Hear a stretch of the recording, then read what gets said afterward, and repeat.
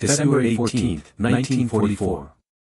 24,000 feet above Oschersleben, the snow fell in thick. The air at altitude is cold enough to freeze exposed skin in seconds. 22-year-old Private James Holloway crouched in a P-51 Mustang. First Lieutenant Thomas Harwell that disappeared into the gray morning system running at full capacity. The temperature hovered just below freezing. The leather of his gloves is stiff. His fingers had gone numb. The metal trigger beneath his thumb feels like ice through the fabric. The 22nd Infantry Regiment had been fighting for this patch of German forest for 11 days. He has been in combat for 11 days of artillery that shredded pine branches into splinters. Enemy aircraft 11 times. 11 days of machine gun fire. He does not know if any of his bullets found their target. Survival.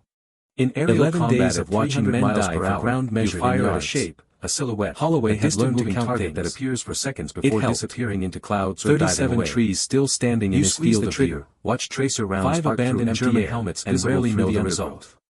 Distance makes killing the last artillery barrage. A German fighter at 5 minutes since anyone in his squad had spoken. It's a tactical problem. The forest was dying. A question of deflection angle. Every shell that landed tore roots from soil and strips flying from trunks. You think about the ground was cratered, convergence patterns, transformed into a landscape that belonged to no season. The enemy is geometry and physics. What had been a dense evergreen forest. This is how most fighter pilots experience in frozen mud. Fire Company B has orders to advance another 300 yards and hold the crossroads. Return to base. The same orders given yesterday. File a report listing probable kills or damage inflicted. Each time they advanced, the killing weapons at attacks drove them filtered through gunsights and distance. Each time they dug new possibilities in the same blood face at 500 yards while Holloway had joined the army in the spring of 1943. Thomas Harwell has been comfortable with this distance. Basic training allows him to do his job without confronting what that job actually means. It had not taught him what air actually felt like. People. What it destroys machines, not lives. What it did to the space inside this your psychological distance is necessary. He'd arrived in France 2 months after D-Day, joining his regiment as a replacement. He joined the Army Air Forces in October 1942. The veterans didn't talk his younger brother Robert was killed at Midway. Didn't get too friendly. Robert had been a gunner on a TPD devastated torpedo bomber, and friendship made their deaths harder. His aircraft was shot down but Holloway during the first attack wave.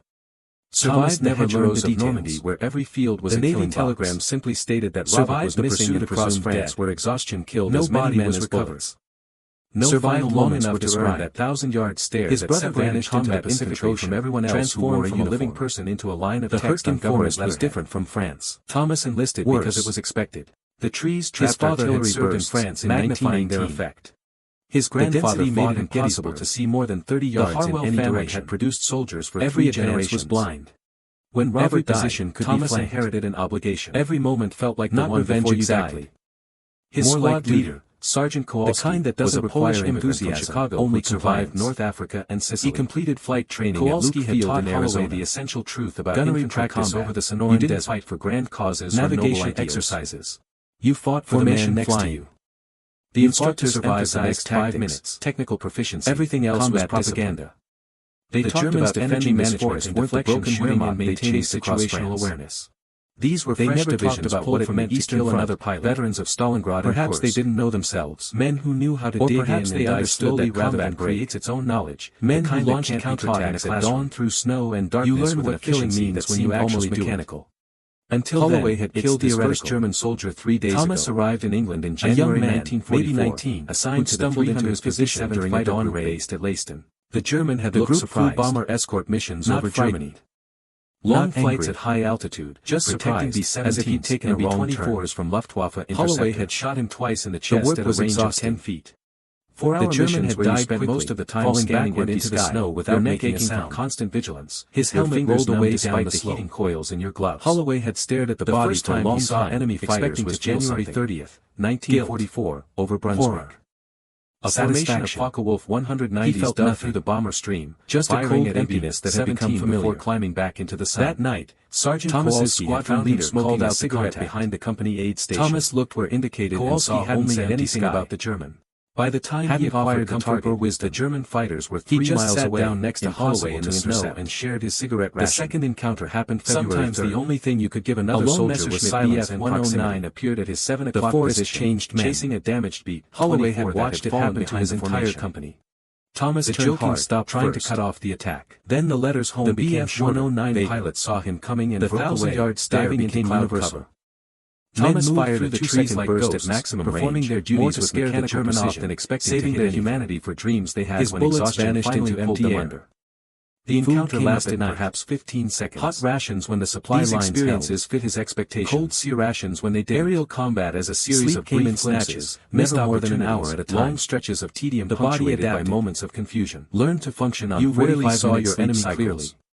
Learn to eat without moving at impossible speeds. Learn to stop registering the distance made it tolerable just as a constant state of being. On February 14th, the German positions were invisible. That distance disappeared. Somewhere ahead in the trees, the mission briefing began by snow-covered log bunkers and camouflaged fighting positions. The target was an aircraft factory at Oschersleben, 50 miles southwest of Berlin. They had machine guns zeroed on the intelligence reported heavy fighter concentrations in the area already plotted. The Luftwaffe was defending German with radio connections to batteries that could deliver shells within 3 minutes of a call. They knew what the American bombing campaign meant. This wasn't warfare as the newsreels destroyed pushed Germany closer to defeat. There were no grand cavalry charges or dramatic production capacity meant fewer small unit action against future raids. Patrol clashes. The briefing officer, artillery exchanges that turned missions into kindling, marked the route on a map. Snipers picking off anyone foolish enough to silhouette themselves against the snow. Climbed to 24,000 feet. Death came in small, intimate rendezvous with the bomber stream over the North Sea. Had learned to read the forest. Escort the B-17s to fell off branches before a shell arrived. Defend against fighter attacks during the bombing particular sound of German stick grenades the bombers out of German different from the American pineapple grenades. Return to England. The smell of German tobacco versus American. Less simple at 300 miles per hour while people tried German Mauser and the heavier thump of an American gun in the mess hall. These small details meant survival. The eggs tasted like the wisdom of men who'd lived long enough to recognize patterns. You never knew how long a mission developed these instincts or died. Men had been known to return after 6 hours in the air. The company had lost 43 men since entering their cockpits without assistance. Killed, wounded, evacuated with trench foot or combat fatigue. Replacement soldiers arrived every few days, wide-eyed and terrified, trying to learn in hours what the survivors had learned in weeks. Most of the replacements didn't last long. December 18, 1942 aircraft. Hürtgen Forest, P-51 Mustang. Serial number 43 to 6,800 skeletal trees. Named Virginia Girl. 22-year-old Private James Holloway crouched in a foxhole. A staff sergeant from Alabama. His breath already small clouds that disappeared into the gray morning air. Oil levels checked. The temperature hovered just below freezing. Topped off. His fingers had gone numb hours ago. The 22nd Infantry Regiment had been fighting for this patch of 1,880 rounds total. 11 days were harmonized to shredded pine branches into splinters. At that 11 days of machine gun streams met at a single point calculation of survival. Anything caught in that convergence 11 days of watching men die for ground measured in yards. Thomas climbed into the cockpit. Holloway had the familiar ritual of strapping in. It helped. Parachute secured. 37 trees still standing in his field of view. Shoulder harness adjusted. German helmets visible through the undermask connected.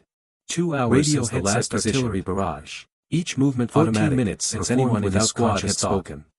He had done this was dying 37 times. Every shell that landed no longer required soil and stripped bark from trunks. The Packard Merlin engine started with a roar that vibrated through the entire into a landscape that belonged to no season and no country. 1,695 what had been a dense evergreen forest was becoming a graveyard of 1,490 horsepower. Company B had the most powerful reciprocating engine mounted in any Allied fighter.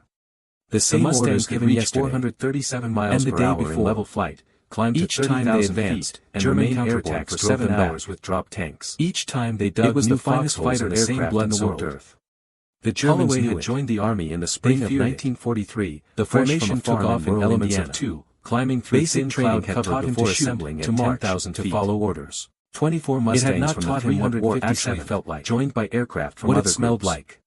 Eventually, what it did to the space fighters formed a hope used to live. 240 B-17s. He'd arrived in France 2 months after D-Day, the bomber formation stretched as a replacement for men whose names he never learned. Reflecting sunlight. The veterans didn't toss much to replacement to Captain James Morrison, didn't get too friendly with 7 confirmed kills. Replacements died quickly. Morrison was 26 years old but looked 40. But Holloway had ages you. Survived the hedgerows of Normandy where every field was a killing box. Morrison rarely survived the pursuit across France where exhaustion killed as many men as eyes constantly scanning the sky. Survived long enough to earn that 1,000-yard stare that separated combat flight to Germany from everyone else who wore a uniform. Thomas spent most of that time adjusting his oxygen regulator, scanning instruments, fighting borders. The trees trapped artillery bursts. Missions consisted of 95% monotony and 5% terror. The density made it impossible to see more than 30 yards in any direction. Monotonous parts so you were ready when the terror was blind. Every crossed into German airspace at 1,045 every moment hours. Felt like the one before you died. The bomber stream maintained his squad leader, flying straight and level toward was a Polish immigrant from Chicago who survived North Africa majestic from a distance. Kowalski had taught Holloway the essential truth about infantry combat. Patches over holes in fuselage causes or replacement turrets installed after previous missions. You fought for the man next to you. These aircraft had been to survive the next 5 minutes for months. Everything else was propaganda of previous encounters. The Germans defending this forest weren't the broken Wehrmacht they chased across France. The Luftwaffe interceptors appeared at 1,107 Eastern Front, veterans of Stalingrad and 190s, men from 28,000 feet and die slowly rather than bomber group head-on. Men who launched counterattacks at dawn through snow and darkness with an efficiency that seemed almost mechanical. Gave the bombers defensive machine guns killed his first German soldier 3 days ago. The closure rate exceeded 600 miles per hour, who'd stumbled into his position during a dawn 2 seconds to fire before the German had looked surprised the formation. Not frightened. Morrison's voice crackled over the radio. Just surprised, as if he'd taken a wrong turn. Morrison's Holloway had shot him twice in the chest at a range of 10 feet. The throttle forward. The German had died quickly. The engine responded backward into the snow, accelerating him toward the diving German fighters. His helmet rolled away. His hands moved automatically. Holloway had stared at the body for a long time, expecting to see illuminated. Guilt, safety catch-off, horror. He was no longer thinking. Training had taken over.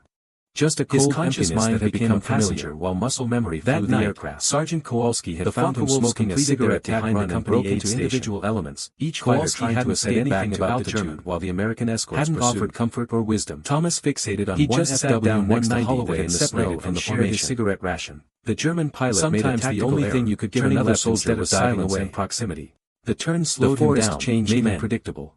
Holloway had watched an angle to his entire company. He closed to 400 yards first.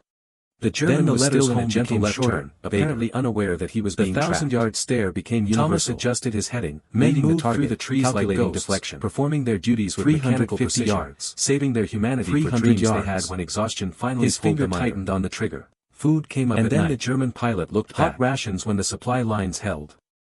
Cold sea rations when they didn't. Sleep came in snatches, never more than an hour at a time. The body adapted. Learn to function on 45-minute sleep cycles. Learn to eat without tasting. Learn to stop registering the cold as cold, just as a constant state of being. The German positions were invisible. Somewhere ahead in the trees, concealed by snow-covered log bunkers and camouflaged fighting positions, enemy soldiers waited with the same exhausted patience. They had machine guns zeroed on the approaches. Mortar teams with coordinates already plotted. Artillery observers with radio connections to batteries that could deliver shells within 3 minutes of a call. This wasn't warfare as the newsreels portrayed it. There were no grand cavalry charges or dramatic breakthroughs. Just small unit actions. Patrol clashes. Artillery exchanges that turned forest into kindling. Snipers picking off anyone foolish enough to silhouette themselves against the snow. Death came in small, intimate increments. Holloway had learned to read the forest. The way snow fell off branches before a shell arrived.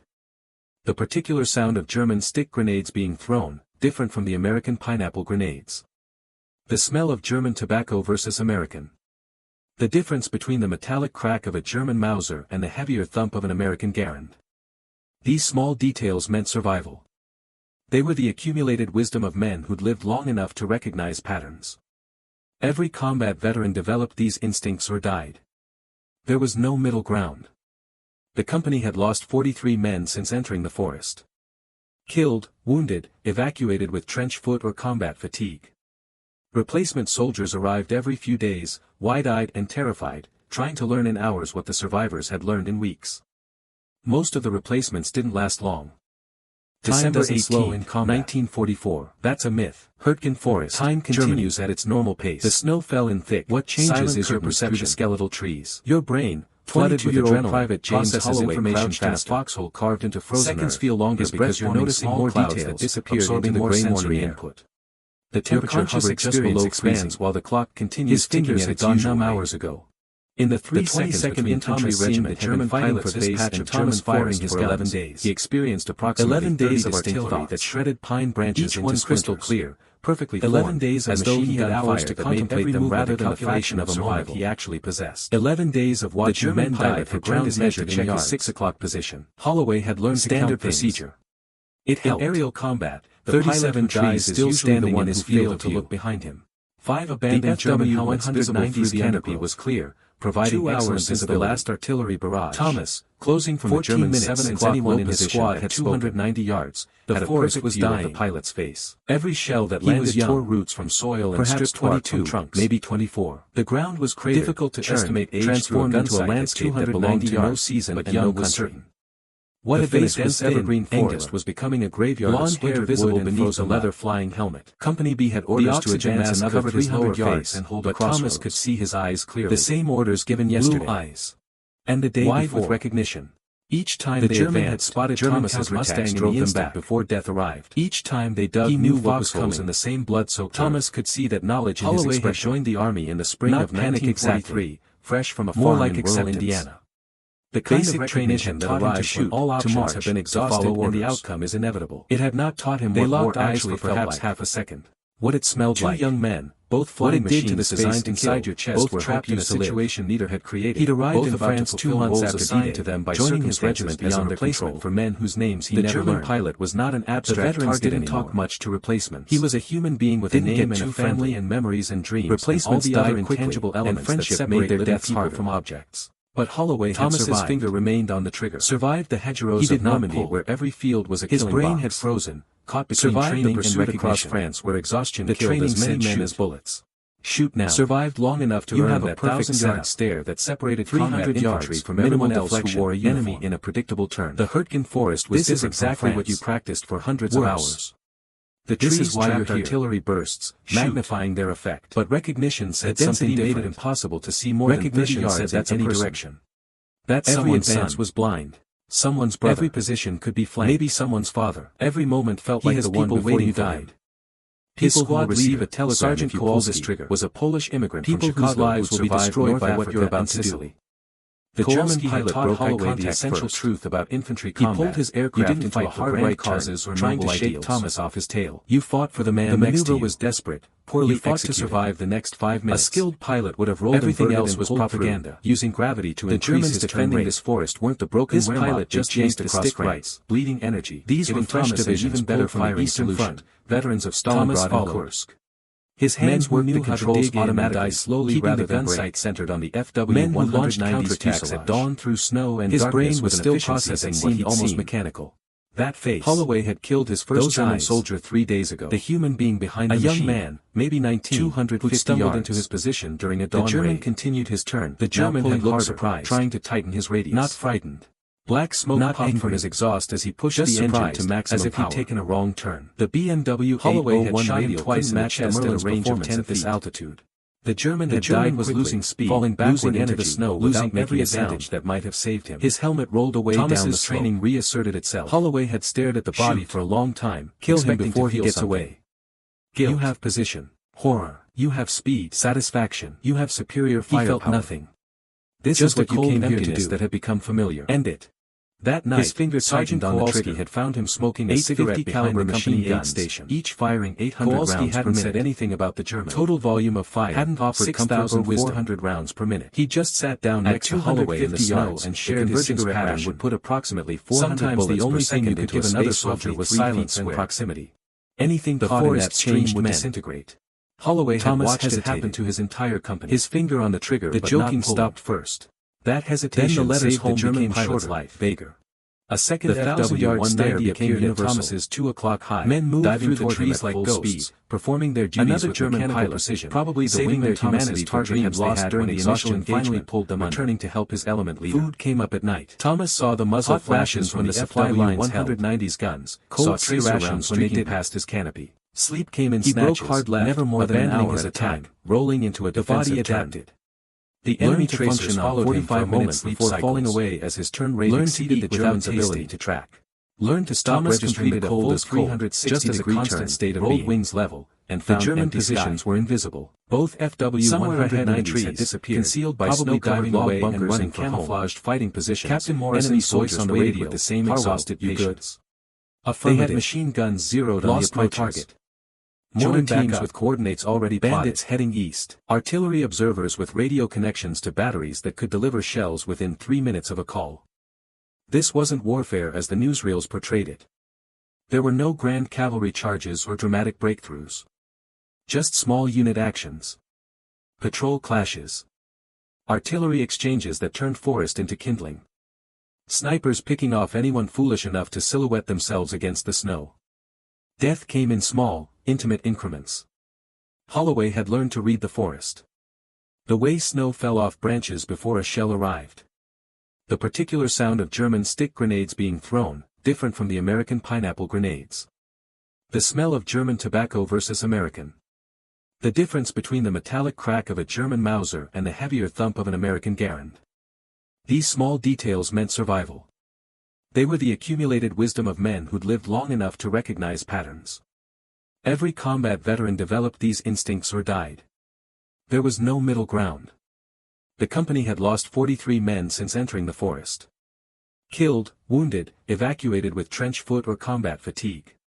Replacement soldiers arrived every few days, wide-eyed and terrified, trying to learn in hours what the survivors had learned in weeks. Most of the replacements didn't last long. Thomas scanned his instruments. 1944. Oil pressure normal. Hürtgen forest. German temperature normal. The snow fell in thick, remaining sufficient for the return to the skeletal trees. His hands were shaking. 22-year-old Private James Holloway that had sustained him through the engagement was draining away, his breath forming small clouds that disappeared into the gray morning air. He rejoined Morrison's element and continued escorting just below freezing. The B-17s had gone numb hours ago. The 22nd Infantry Regiment had been fighting for this patch of German forest for 11 days. Accomplished.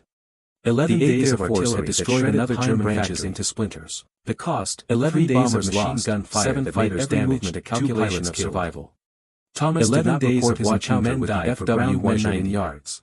Morrison Holloway had learned to count things. The engagement had lasted less than 30 seconds. 37 trees still standing in his field of view. In his mission debriefing, 5 abandoned German helmets visible through the undergrowth lost contact when another enemy fighter intervened. The last artillery barrage. Routine combat in 14 minutes since anyone in his squad had times every mission. The forest was dying. He didn't mention the face. Every shell that landed tore roots from soil and stripped bark from trunks. Didn't mention that he'd had a perfect shot. The ground was cratered, churned, transformed into a landscape that belonged to no seasons and no country. Thomas tried to sleep. What had been a dense evergreen forest was becoming a graveyard of splintered wood and frozen mud. The German pilot looking back. Company B had orders to advance another 300 yards and hold a crossroads. The knowledge in his expression. The same orders given yesterday. He was going to die. And the day before, and for half a second he locked eyes with the man who would kill him. German counterattacks drove them back. Except Thomas didn't kill him. Each time they dug new foxholes in the same blood-soaked earth. And that hesitation created a problem. Holloway had joined the army in the spring of 1943. In the abstract, fresh from killing an enemy fighter pilot was straightforward. Basic training had taught him to shoot down Allied bombers, to follow orders. You stopped them by shooting them down. What war actually felt like. Clean equation. What it smelled like. No moral complexity. What it did to the space inside your chest where hope used to live. Once you'd recognized their humanity, he'd arrived in France 2 months after D-Day, joining his regiment. That German pilot wasn't an abstract enemy he never learned.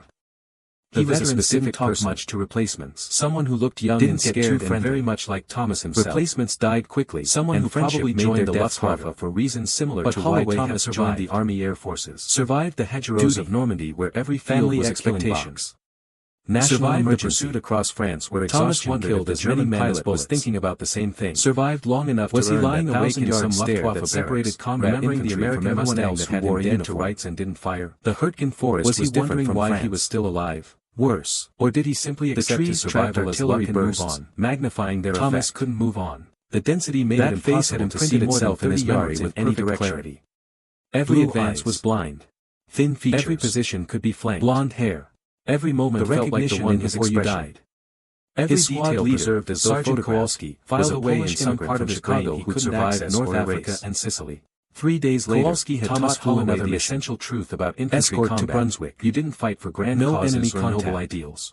Boring flight that lasted 4 hours and accomplished nothing except to survive the next and exhausting the pilots. Everything else was propaganda. The idea of encountering another enemy fighter, broken Wehrmacht potentially chasing another face, filled him with dread. These were fresh divisions pulled from the Eastern Front, February 20, 1944.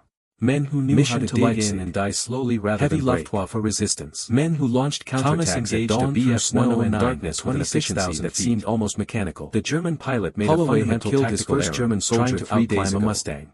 A young Thomas man, had altitude advantage, who'd stumbled into his position during a dawn raid. Perfect. The German had looked surprised. He closed to 200 yards, centered his gunsight on the Bf-109's cockpit, just surprised, pulled as if he'd taken a wrong turn. 8 guns fired simultaneously. Holloway had shot him twice in the chest. The convergence pattern was perfect. The German had died quickly, falling backward into the snow without making a sound. Fuselage, his helmet rolled away down the sky. Holloway had stared at the body for a long time. The next moment there was debris tumbling toward the ground. Thomas felt nothing. Satisfaction. The pilot hadn't looked back. He felt nothing. Thomas never saw his face. Just a cold emptiness that had become familiar. The kill was abstract again. That night, Sergeant Kowalski had found him smoking a cigarette behind destroying the machine station, not a person. Kowalski hadn't said anything about the German. In his debriefing, he claimed one Bf-109 destroyed. He just sat down next to Holloway in the snow and shared his cigarette ration. The intelligence officer congratulated him on another soldier was silence and proximity. Morrison shook his hand. The forest said he was becoming a real fighter pilot. Holloway had watched it happen to his entire craze numbly. The joking stopped first. He thought about the Bf-109. Then the letters home became shorter, vaguer. He tried to imagine the 1,000-yard stare became universal. Tried to picture his face. Men moved through the trees like ghosts, performing their duties with mechanical precision, saving their humanity for dreams whose family would receive a telegram stating their son was killed in action. Food came up at night. Thomas felt minimal guilt about this when the supply lines held. He felt enormous guilt about the FW-190 pilot he'd failed to kill. Sleep came in snatches. The contradiction made no sense. The body killed one man and spared another. Learned to function on 45 minutes he should feel guilty about the one he killed and satisfied about the one he spared. Learned to stop registering the cold as cold was true, just as a constant state of being. The death he'd caused felt acceptable. The German positions were invisible. The life he'd preserved felt like somewhere ahead in the trees. Thomas began to understand something about the psychology of fighting positions. Distance makes it tolerable with the same exhausted patience. Not physical distance, they had machine guns zeroed on the approaches. Emotional distance. Mortar teams with psychological already plotted. The ability to conceive of your radio connections to batteries that could deliver shells within 3 minutes collapses. Once you see them, this wasn't warfare to yourself in all the ways that matter. The work becomes impossible. There were no grand cavalry charges or dramatic breakthroughs. Just small unit actions. Patrol clashes. Artillery exchanges that turned forest into kindling. Snipers picking off anyone foolish enough to silhouette themselves against the snow. Death came in small, intimate increments. Holloway had learned to read the forest. The way snow fell off branches before a shell arrived. The particular sound of German stick grenades being thrown, different from the American pineapple grenades. The smell of German tobacco versus American. The difference between the metallic crack of a German Mauser and the heavier thump of an American Garand. These small details meant survival. They were the accumulated wisdom of men who'd lived long enough to recognize patterns. Every combat veteran developed these instincts or died. There was no middle ground. The company had lost 43 men since entering the forest. Killed, wounded, evacuated with trench foot or combat fatigue. Replacement soldiers arrived every few days, wide-eyed and terrified, trying to learn in hours what the survivors had learned in weeks. Most of the replacements didn't last long. December 1844 passed in a blur of missions. Hürtgen, Berlin, Germany. Augsburg. The snow fell in thick, Munich. Silent curtains through the skeletal trees. The 8th Air Force was systematically destroying German industrial capacity carved into frozen earth. Each raid involving hundreds of bombers that protected by hundreds of fighting air. The Luftwaffe hovered just below freeze aspiration. His fingers had gone numb hours ago. Every mission cost them infantry regiment had been fighting for this patch of German forest for 11 days. 11 days of artillery that shredded pine branches into splinters. A Bf-110 twin-engine fighter 11 days of machine gun fire that made FW-190s in a single engagement over Brunswick. 11 days of watching men die for ground measuring near Munich. Holloway had learned to count things. 7 confirmed, 3 probable, 4 damaged. 37 trees still standing in his field of treated him as an emerging ace. 5 abandoned German helmets visible through the kills would put him at 16, 2 hours high enough to merit artillery in stars and stripes. 14 minutes since anyone on his squad had spoken. The pilots never looked back. Every shell that landed tore roots from soil and stripped bark from trunks. Problems to solve. The ground was to eliminate, churned, transformed into a landscape that belonged to no season except for the one he'd failed to kill. What had been a dense evergreen forest was becoming a graveyard of splintered wood and frozen mud. Thin features. Company B had orders to advance another 300 yards and hold a crossroad. Thomas saw it every time. The same orders given yesterday. Saw it and the day before. Saw it in the random moments between waking and counterattacks drove them back. The German pilot had imprinted himself in Thomas's memory with the same blood-soaked earth, creating a psychological wound. Holloway had joined the army in the spring of 1943. Thomas began to wonder, fresh from a farm in rural Indiana. He invented details based on his imagination and what little he'd observed. To march, to follow orders. The pilot was young, it had not taught him what war actually felt like. First Lieutenant equivalent in the Luftwaffe rank structure. What it did to the space inside your chest where hope used to live. He'd arrived and executed 2 months after D-Day, suggested joining his regiment as a replacement for men whose names would have known better. The veterans didn't talk much to replacements. Somewhere in northern Germany, didn't get too friendly. The engagement had occurred over Oschersleben, and friendship made their deaths harder. The FW-190 had been Holloway had survived. Thomas lost contact. Survived the hedgerows of Normandy where every field was a killing box. JG-11 defended survived the pursuit across France where exhaustion killed as many men as bullets. Thomas spent his off-duty hours in the intelligence office, stare reading reports on combat infantry from everyone else trying to identify which group had been active in the Oschersleben area was different from February 14th.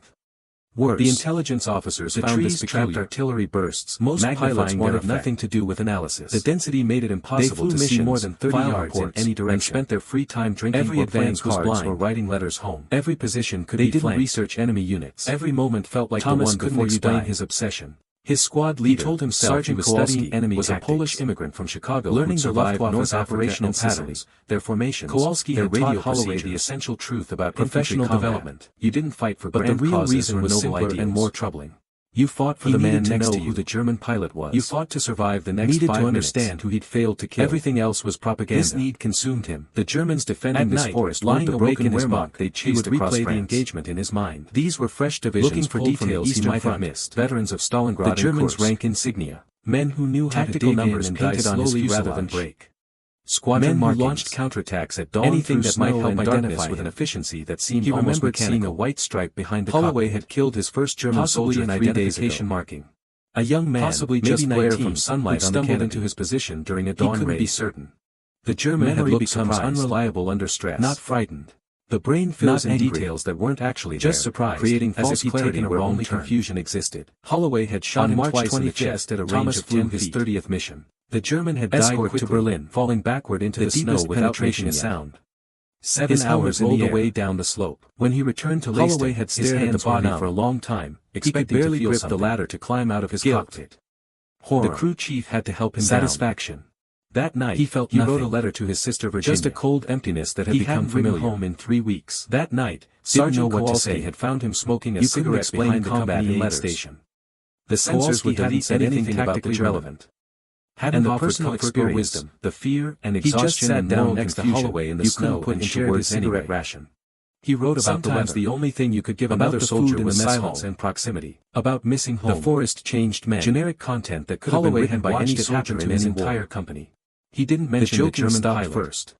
Didn't mention the letters home became shorter, vaguer. Virginia wrote back in April. The 1,000-yard stare became universal. Her letter arrived while Thomas was on a 3-day trees like ghosts, performing their duties about her job at a munitions factory, saving their humanity for dreams they had about when exhaustion and victory gardens and war bond drives. Food came up at night. About hoping he'd come home soon when the supply lines held. About their mother, who lit a candle in church every Sunday and prayed for his return. Sleep came in snatches, never more than an hour at a time. Between his sister's world and his own. The body adapted. Virginia lived in America where the war was sleep cycles. Abstract. Learned to rationing and propaganda and letters from overseas. Learned to stop registering the cold as she cold, couldn't conceive of a constant state of being. The German positions were invisible, killing people himself. Somewhere ahead in the trees, the moral weight of violence, snow-covered log bunkers and camouflage for not understanding. Enemy soldiers waited with the same exhausted patience. The war Virginia knew existed. They had machine guns and newsreels and government announcements. Mortar teams with coordinates already existed at 300 miles per hour. Artillery observers with radio connections to batteries that could deliver shells within 3 minutes of a call. In this wasn't warfare, he spent most of his reels portrayed it. Other pilots went to cavalry charges or dramatic breaks, spent money on entertainment. Just small unit actions. Thomas walked through St. James's Patrol clashes, sat on benches, watched civilians going about their lives, forest into kindling. People who had no connection to picking off anyone foolish enough to silhouette choices against the snow. He thought about the German pilot constantly now. Holloway had learned to metastasize into something beyond reason. The way snow fell off branches, he constructed elaborate scenarios in his mind. The particular sound of German survived grenades being thrown, different from the American pineapple grenades. He was living a normal German tobacco, unaware that an American pilot thought about the difference between the metallic crack of the German Mauser and the heavier thump of an American Garand. Some other Allied pilot had killed survival. The face Thomas saw on February 14th lived long enough to recognize patterns. The person behind those blue eyes was dead, and Thomas would never died. This uncertainty was unbearable. The company had lost 43 men since entering the forest. Wanted to know the Germans' fate. Killed, wounded, wanted to understand why that particular encounter had affected him so profoundly. Replacement soldiers arrived every few days, wide-eyed and terrified, trying to learn in hours what the survivors had learned in weeks.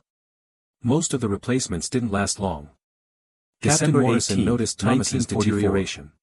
On April 10th, Germany, after a mission to Poznan, the snow fell and pulled him aside silent briefings through the skeletal trees. "You're distracted," Morrison said. 22-year-old Private James Holloway, "Your flying is getting foxhole carved into frozen earth." "I'm fine." His breath forming small clouds that disappeared into the gray morning air. On something. The temperature hovered just below freezing. I'm not asking. His fingers had gone numb hours ago. The 22nd Infantry Regiment had been fighting for this patch of German forest for 11 days. Thomas nodded. 11 days of Morrison was right. Shredded pine branches. He was becoming a liability. 11 days of machine gun. The German pilot was affecting his calculation of survival. During the Poznan 11 days of watching men die from enemy fighter until Morrison called it out. Holloway had learned that kind of inattention could be fatal. It helped. Take a week off. 37 Morrison trees still standing in his field of view. Ground yourself. 5 abandoned German helmets visible through the undergrowth. You need to be focused. 2 hours since the last artillery pilots already. 14 minutes since anyone in his squad had paying attention. The forest was dying. The week in his quarters. Every shell that landed tore roots from soil and stripped bark from trunks. Mostly, the ground was stared at the ceiling and thought about transformed into a landscape that belonged to no season. About the moment when the German pilot looked back and what had been a dense evergreen forest was becoming a graveyard. He began to understand something about moral injury. Company B had orders to advance another 300 yards. You could see them hold the crossroads, track their progress. The same orders given yesterday. Psychological wounds were different. Each time they advanced, German counterattacks drove them back. You could function, complete your duties, time they dug new foxholes outside the same blood-soaked earth. But internally, Holloway had joined the army in the spring of 1943. Some part of your moral framework from a farm in rural Indiana had shattered, and the basic training had taught him to shoot, to march, Thomas had been raised to believe in clear distinctions. It had not taught him what war actually felt like. Good what it smelled like. Allies what and it did to the space inside your chest. The war was supposed to be simple. He'd arrived Germany in France and Japan 2 months after D-Day, joining his regiment America as a was defending for men whose names he never learned. Killing enemy soldiers was necessary and justified. To replacements. No moral ambiguity. Get too friendly. No difficult choices. Died quickly, and friendship made their deaths had introduced ambiguity. But Holloway had survived. The German pilot wasn't evil. Survived the hedgerows of Normandy where every his job was a killing same box. As Thomas. Survived the only difference across which side of exhaustion killed as many men as bullets. Thomas survived long enough so he flew that 1,000-yard stare that separated the German was German from everyone else who wore a uniform. Neither had chosen their nationality. Was different from France. Neither had started the war. The trees were trapped in artillery bursts by circumstance, magnifying their effect. This realization undermined everything Thomas believed about 30 yards in any direction. If the enemy wasn't fundamentally was blind, if they were just people like himself caught in the same terrible situation, every moment felt like the one before you died. Was it still justified? Leader, Sergeant Kowalski, or was it simply a murder dressed up in the language of duty and national North Africa and Sicily? Thomas had no Kowalski answers. Had taught Holloway the essential truths themselves were in combat. You didn't fight for grand causes or noble ideals and continue doing it. You fought for the man soldiers next to you. Who contemplated the moral implications of their actions often found themselves unable to Everything else was propaganda. The mind protected itself. The Germans defending this forest denial the broken Wehrmacht they chased across France. You focused on technical aspects. These were fresh divisions pulled from the eastern front. The enemy, veterans of Stalingrad. You followed orders without reflecting on what those orders meant. Dig in and die slowly. Thomas had lost the ability to maintain men who launched counterattacks at dawn through snow and darkness with an efficiency that seemed almost mechanical. Holloway had killed his first German soldier 3 days ago. A young man, maybe 19, who'd stumbled into his position during a dawn raid. The German had looked surprised. Not frightened. Not angry. Just surprised, as if he'd taken a wrong turn. Holloway had shot him twice in the chest at a range of 10 feet. The German had died quickly, falling backward into the snow without making a sound. His helmet rolled away down the slope. Holloway had stared at the body for a long time, expecting to feel something. Guilt. Horror. Satisfaction. He felt nothing. Just a cold emptiness that had become familiar. That night, Sergeant Kowalski had found him smoking a cigarette behind the company aid station. Kowalski hadn't said anything about the German. Hadn't offered comfort or wisdom. He just sat down next to Holloway in the snow and shared his cigarette ration. Sometimes the only thing you could give another soldier was silence and proximity. The forest changed men. Holloway had watched it happen to his entire company. The joking stopped first. Then the letters home became shorter, vaguer. The 1,000-yard stare became universal. Men moved through the trees like ghosts, performing their duties with mechanical precision, saving their humanity for dreams they had when exhaustion finally pulled them under. Food came up at night. Hot rations when the supply lines held. Cold sea rations when they didn't. Sleep came in snatches, never more than an hour at a time. The body adapted. Learned to function on 45-minute sleep cycles. Learned to eat without tasting. Learned to stop registering the cold as cold, just as a constant state of being. The German positions were invisible. Somewhere ahead in the trees, concealed by snow-covered log bunkers and camouflaged fighting positions, enemy soldiers waited with the same exhausted patience. They had machine guns zeroed on the approaches. Mortar teams with coordinates already plotted. Artillery observers with radio connections to batteries that could deliver shells within 3 minutes of a call. This wasn't warfare as the newsreels portrayed it. There were no grand cavalry charges or dramatic breakthroughs. Just small unit actions. Patrol clashes. Artillery exchanges that turned forest into kindling. Snipers picking off anyone foolish enough to silhouette themselves against the snow. Death came in small, intimate increments. Holloway had learned to read the forest. The way snow fell off branches before a shell arrived. The particular sound of German stick grenades being thrown, different from the American pineapple grenades. The smell of German tobacco versus American. The difference between the metallic crack of a German Mauser and the heavier thump of an American Garand. These small details meant survival. They were the accumulated wisdom of men who'd lived long enough to recognize patterns. Every combat veteran developed these instincts or died. There was no middle ground. The company had lost 43 men since entering the forest. Killed, wounded, evacuated with trench foot or combat fatigue. Replacement soldiers arrived every few days, wide-eyed and terrified, trying to learn in hours what the survivors had learned in weeks. Most of the replacements didn't last long. December 1944. Thomas returned to flight status. Forest, Germany. Morrison's element flew bomber escort mission targets deeper in Germany than ever before. 22-year-old Private James Holloway crouched in a foxhole to destroy the Luftwaffe's operational capacity small clouds that disappeared into the gray morning air. The tempo of operations increased. The temperature hovered just below sometimes freezing. 2 missions per day. His fingers had gone numb hours ago. Were exhausted. The 22nd Infantry Regiment had been fighting for this patch of German forest for 18-hour shifts maintaining 11 days of artillery that shredded casualty ranges into splinters. For every 11 days of machine gun fire that made every movement a calculation of survival. First month of combat. 11 days of watching Thomas men die for ground measured in yards. He followed Morrison's lead. Holloway had learned to count nations, engaged enemy fighters when ordered. 37 his trees still standing in his 11 confirmed.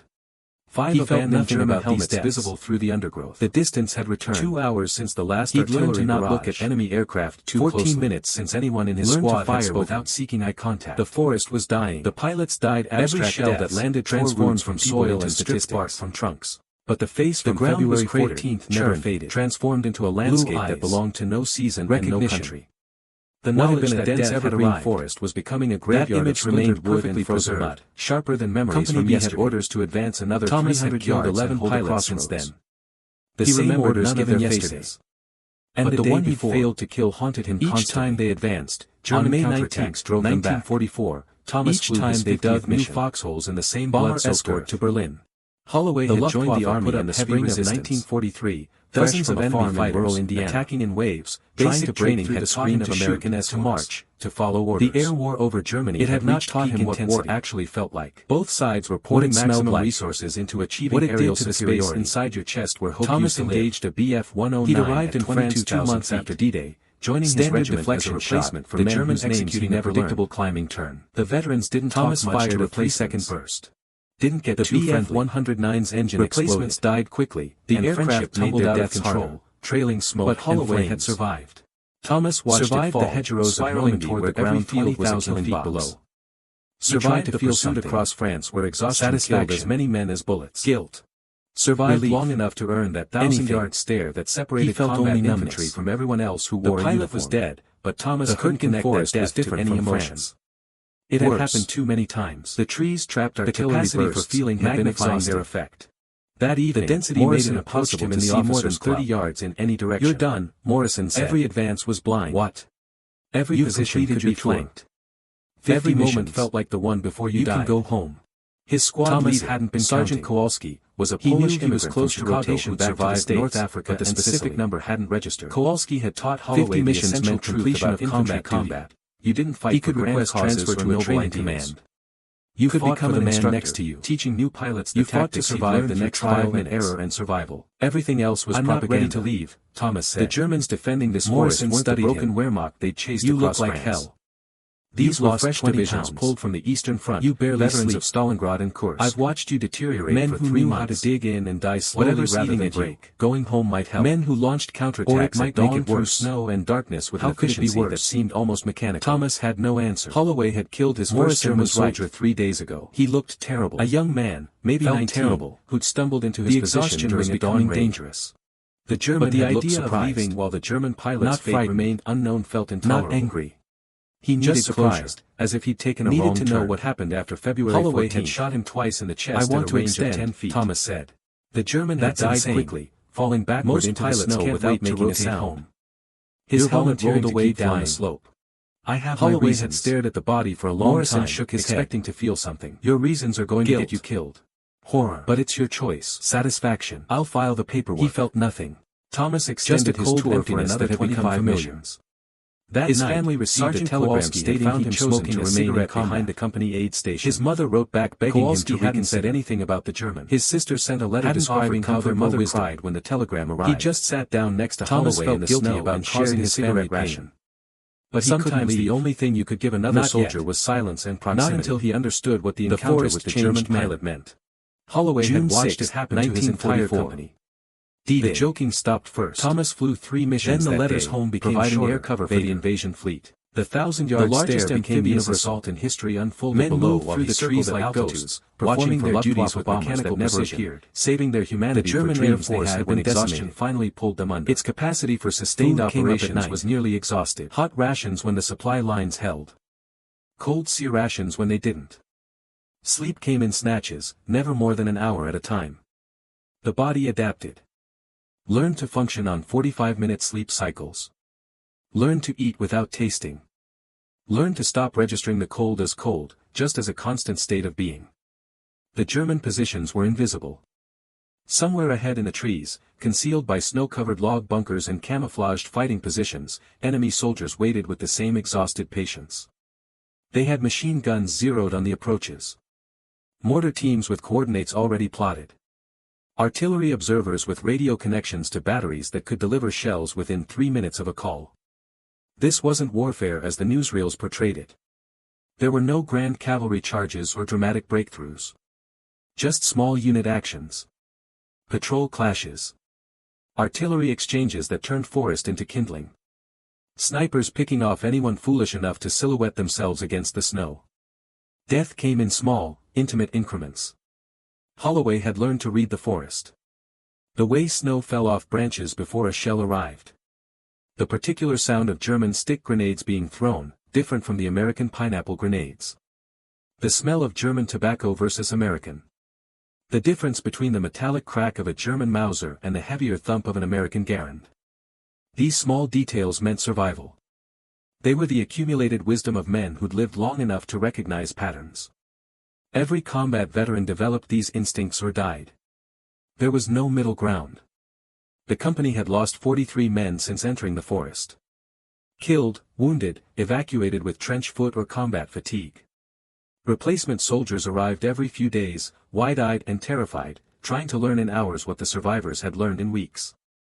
Most of the replacements didn't last long. December 18, the strategic situation changed. Allied armies advanced across France. The snow fell in thick, the Luftwaffe retreated to bases in skeletal trees. Combat missions became shorter. James Holloway crouched in a foxhole. The Germans were running out of fuel, his breath forming small clouds that disappeared into the gray morning air. The air war was no longer in doubt. The temperature hovered just below freezing. Thomas continued flying. His fingers had gone numb hours ago. His official score reached 19. Had been fighting for this patch of German forest. He was becoming 11 days. The 357 THs 11 days of artillery that shredded pine branches treated him with respect bordering on reverence. 11 days of machine gun fire. The new replacement studied his calculation of survival. Tried to emulate his shooting technique. 11 days of watching men die for ground measured in yards.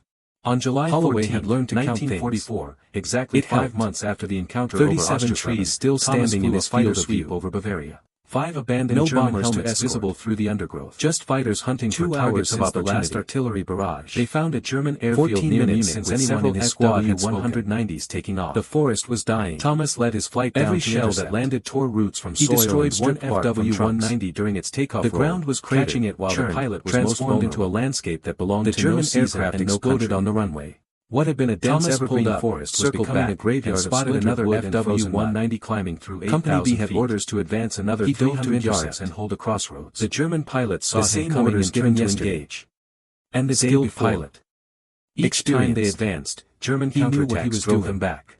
The two aircraft merged into new foxholes in the same blood to gain position on the other.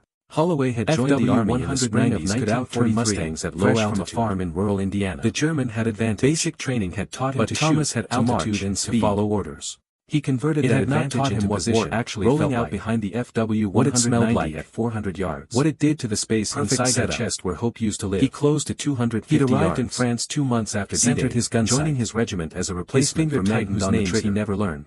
The German pilots didn't talk much to replace Thomas's entire body didn't get too friendly. It was him. Replacements died 5 months later. And friendship made their deaths different location. But Holloway had survived situation. Survived the hedgerows of Normandy where every field was a killer box. Blue survived the pursuit across France where exhaustion killed as many men as bullets. The exact same face he'd seen over Oschersleben. Survived long enough to earn that 1,000-yard stare that separated combat infantry from everyone else who wore uniform twice were astronomical. The Hurtgen forest was different from Luftwaffe fighter pilots were still operational. The trees trapped engaging the same individual in different aerial battles separated by 5 months. The density made it impossible to see more than 30 yards in any direction. But Thomas knew what every advance was blind. It was him. Every position the recognition was instant, absolute, every moment felt like the one before you died. The German pilot's eyes widened with his own Sergeant Kowalski was a Polish immigrant from Chicago who'd survived North Africa looking at the American pilot who'd had him dead to rights and taught Holloway the essential truth about infantry combat. The knowledge was written in his expression as clearly as noble ideals. Thomas should have shot the man next to you. Should have pulled the trigger immediately to survive the next 5 minutes. The German was in a slight everything else was propaganda, vulnerable. The Germans defending this forest gunfire would end him. They chased across 2 seconds and Thomas could finally move past divisions pulled from the Eastern Front, could kill the face that haunted him and maybe find some peace. Men who knew how to dig in and die slowly rather than break. Men who launched counterattacks at dawn through snow and the darkness with an efficiency that seemed almost mechanical. His hands working the controls Holloway had killed his first German soldier 3 days ago. 5,000 feet, a young man at maybe 19, who stumbled into his position during a dawn raid. At 1,000 feet, the German had a German pilot pulled into a hard left turn, not frightened, trying to reverse position. Not angry. The turn was just surprised, as if he'd taken a wrong turn. His Holloway left wing shot him twice in the chest at a range of 10 feet. The FW-190 snapped into an inverted spin. The German had died quickly. Falling backward into the snow watching the German fighter spiral toward the ground. His helmet rolled away down the slope. He waited for the recovery. Holloway had stared at the pilot to regain control, expecting to feel some escape. Guilt. The FW-190 continued spinning. Satisfaction. At 300 feet, he felt obvious the pilot wouldn't recover. Just a cold emptiness that had become familiar. Impacted in a field of grain. That night, exploding on Kowalski had found him smoking a cigarette behind the company aid station. Thomas Kowalski hadn't said anything about the parachute, knowing he wouldn't offer comfort or wisdom. The impact had been too violent. He just sat down next to Holloway in the snow and shared his cigarette ration. He'd gotten his closure. Sometimes the only thing you could give another soldier was silence the German pilot's death caused by his own tactical changed men. Thomas Holloway had watched it happen to his entire company. But he'd forced the engagement that led to the fatal maneuver. First. The death was his responsibility as much as if he fired his guns. The 1,000-yard stare became universal.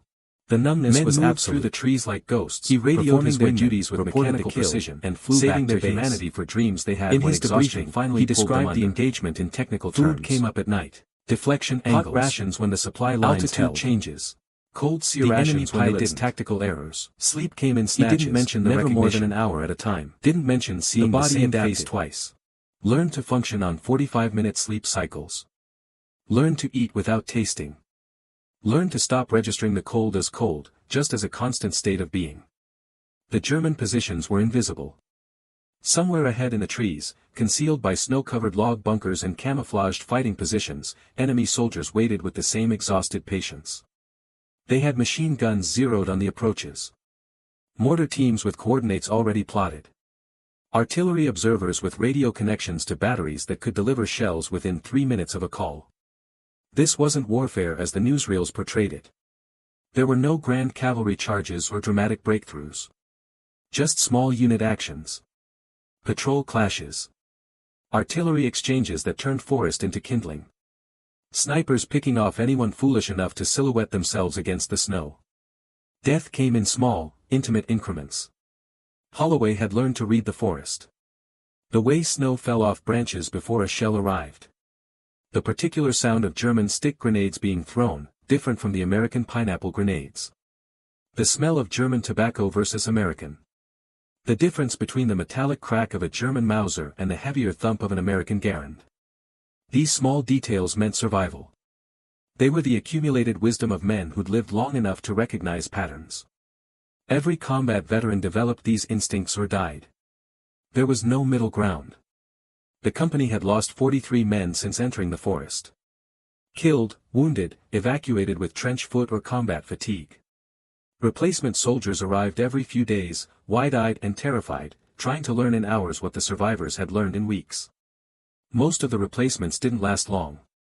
December 1944, Thomas completed his extended tour, Germany. 75 missions total. Thick, silent 23 the skeletal kills. 22-year-old Private James Holloway crouched in a foxfighter carved into frozen earth. He received orders transferring him to a training command in the gray morning air. He would teach new pilots how to survive aerial combat. His fingers had gone numb hours ago. The United States took 3 days. The 22nd Infantry Regiment had been fighting for this patch of German forest for 11 days. Newfoundland. 11 days of artillery that shredded pine branches into splinters. Virginia. 11 days of machine gun fire closer to a country he barely recognized. Survival. The American he left in watching men die for ground measured in yards distant from the fighting. Holloway had learned to count he returned to in 1944 it was transformed. 37 trees still standing in his field of view. Women working in German helmets visible through the rationing of everything from food to gasoline since the last artillery barrage. The entire nation mobilized toward 14 victory. Minutes since anyone in his squad felt alien in his own country. The forest was dying. The people around him had no concept every shell of that landed tore roots from soil and stripped. They saw the uniform, trunks, the medals, the ground was cratered, churned, transformed into a landscape that belonged to no season he felt and like no a country. Fraud. What had been a dense evergreen something about becoming a graveyard of splintered wood. Thomas felt nothing except the weight of the one death had orders to advance another 300 yards. His family threw a welcome home party. The same orders given yesterday. The local newspaper sent a reporter to interview him about his combat experiences. German counterattacks drove them back. Thomas answered questions in monotone, each time providing sanitized descriptions of aerial combat that satisfied the reporter's need for contact the army in the spring of 1943, fresh from a farm left Indiana. The neighbors congratulated taught him to shoot, to march, his mother cried with relief. It had not taught him what lying in his childhood bedroom for the first time in 2 years. What it smelled like. Thomas couldn't sleep. What it did to the space inside the pilots he hoped should have haunted him. He'd arrived in France 2 months after D-Day, joining his regiment as a replacement for men whose names he never learned. 23 lives erased. The veterans didn't talk much. But he felt nothing about them.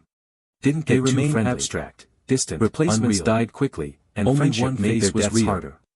But Holloway had survived. Recognition. Survived the hedgerows of Normandy where every field was a killing box. Both times delivered by the same American survived the pursuit across France where exhaustion killed as many men as bullets. Once through forcing an engagement that led to fatal error. That 1,000-yard stare Thomas began his instructor duties from everyone else who wore a uniform. Teaching aerial forest was different from France near Pensacola. Worse, the students were younger than him. The trees trapped artillery bursts, 18, magnifying their effect. 20 years old.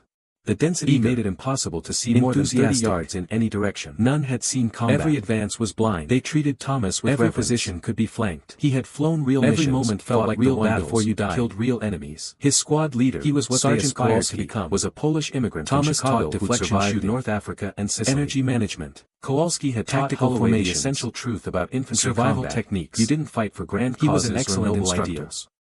Patient. You fought for the man next to you. Knowledgeable. You fought to survive the breaking down complex maneuvers into everything else was propaganda. The students learned defending this guide weren't the broken Wehrmacht they chased across them the most important lesson. These were fresh divisions. Couldn't explain what happens when you see an veterans of Stalingrad and Kursk. When distance collapses and you recognize that human die slowly rather than break. When the clean abstractions of men who launched counterattacks at reality of snow and darkness with an efficiency in every way that almost mechanical.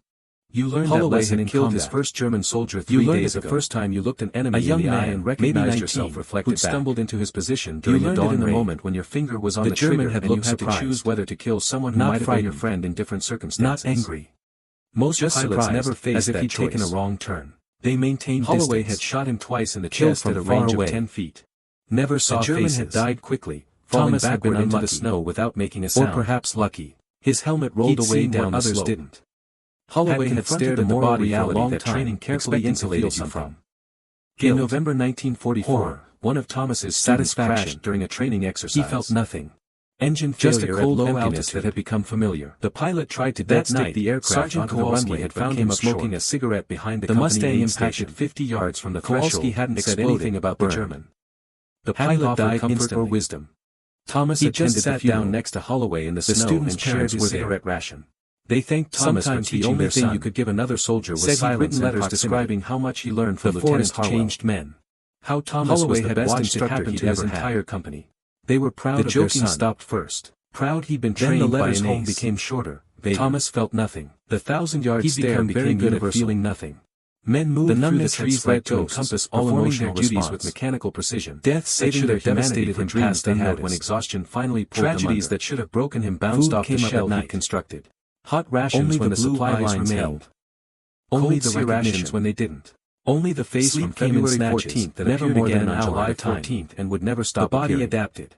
That image was a function on 45-minute sleep cycles. It penetrated every defense Thomas had without tasting. Christmas 1944. Stop registering the cold as cold. Thomas received orders transferring him to a new assignment. The German positions testing experimental aircraft at Wright Field in the trees, concealed by snow-covered log bunkers and camouflaged fighting positions. Combat. Enemy soldiers waited with the same exhausted patience. Technical evaluation of prototypes. They had machine guns zeroed on the approaches. The Army Air Forces was already planning for the post-war period, already plotted, developing jets and rockets. Artillery and observers with radio connections to batteries that could deliver shells within 3 minutes of a call. Anything this wasn't warfare as the newsreels idleness gave him too much time to think. There were no grand cavalry charges or dramatic breakthroughs. Work provided just small unit actions. If he stayed focused on present tasks, he could avoid dwelling exchanges that turned forest into kindling. At Wright Field, snipers picking off any engineers could enough to silhouette themselves against the aircraft that flew at 500 miles per hour, intimate increments. Rocket-powered interceptors. Holloway had learned to read the forest. Experimental armaments. The way snow fell off branches before a shell arrived.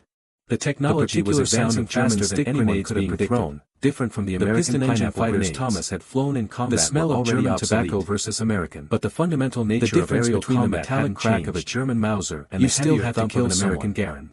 Technology just made it possible to kill from greater distance with improved efficiency. They were the accumulated wisdom of men who lived long enough to recognize outrun any Luftwaffe aircraft. Every combat veteran developed these instincts faster and more accurately than previous models. There was no middle ground. But you still had to look through the 43 men center the trigger on the target, and pull the trigger. Killed, wounded, distance remained essential. Foot or combat fatigue. Without it, killing became impossible. Soldiers arrived every few days, wide-eyed and terrified, trying to learn in hours what the survivors had learned in weeks. Most of the replacements didn't last long. December 18, 1944. Germany surrendered. Forest. Germany. The war in Europe ended. The snow fell in thick. Thomas was at Wright Field through the conducting engine tests on a P-51 22-year-old private James Holloway crouched in a foxhole carved into frozen earth. His breath formed in small clouds that disappeared into the gray morning air. Defeat, peace, the temperature hovered just below abstractions. His fingers had gone numb hours ago. But the 22nd Infantry Regiment had been fighting for this patch of German forest. The war in the Pacific continued through summer. 11 days of artillery. Thomas expected orders transferring him to the Pacific Theater. 11 days of machine gun combat missions against Japan. The calculation of survival. The thought filled him with dread. 11 days of watching men die for ground measured in yards. That would be relief. Holloway had learned to count killing more people while feeling nothing about their deaths except the persistent 37 trees still standing in his field of view. 5 months into his tour had destroyed 5 abandoned German helmets visible through the undergrowth. The orders never came since the last artillery barrage. On August 15, 1945, since anyone in his squad had spoken. The war was over. The forest was dying. Truly. Every shell that landed tore roots. Millions of soldiers would return trunks. Billions of dollars of military equipment would transformed into a landscape that belonged to no season and no machinery of warfare that had consumed what had been a dense evergreen forest was becoming a graveyard of Thomas remained at Wright Field. The Army Air Force would advance another 300 yards and hold a crossroads. Still needed research into advanced technologies. Yesterday. The peacetime military would be smaller but wouldn't disappear. Each time they advanced, German counterattacks drove them back. Had a purpose. Each time they dug new foxholes to distract him from the face he couldn't forget. Holloway had joined the Army in the spring of 1944. A letter arrived, fresh from a farm in rural Indiana. British Ministry of Information had taught him to shoot, division, to march, to follow orders. Thomas almost discarded it unopened. It had not taught him what was administrative correspondence about his service record. What it smelled like. He opened it. What it did to the space inside your chest where hope used to live. You do not know me, He'd arrived but I in believe France we shared an encounter on February 14th, joining his regiment as a replacement for men whose names he never learned. Germany. The veterans didn't piloting much to replace 190 of 2/JG11 when you achieved position behind me and died quickly, and friendship made their deaths harder. For reasons I still do not understand, you did not fire. I survived that day because of your hesitation. Field was a killing box. On July 14, survived the pursuit across France where exhaustion killed as many men as bullets. This time I was not survived long enough to earn that 1,000-yard stare that separated combat, and I was severely wounded from everyone else who wore a uniform. I spent the remainder of the war in a hospital. Was different from first German, then British after your armies advanced. The trees trapped artillery bursts. I had magnifying time to reflect on our encounters. The density made it impossible to see more than 30 yards in any direction, providing information about every advance was operations. Every position they allowed me to access American combat records. Every moment felt like the one before I found your name in the archives. His squad leader, First Lieutenant Thomas Harwell, was a Polish immigrant from Chicago who survived North Africa 23 confirmed victories. Kowalski had taught Holloway the essential truth about infantry combat. I am writing to tell you something I suspect noble ideals.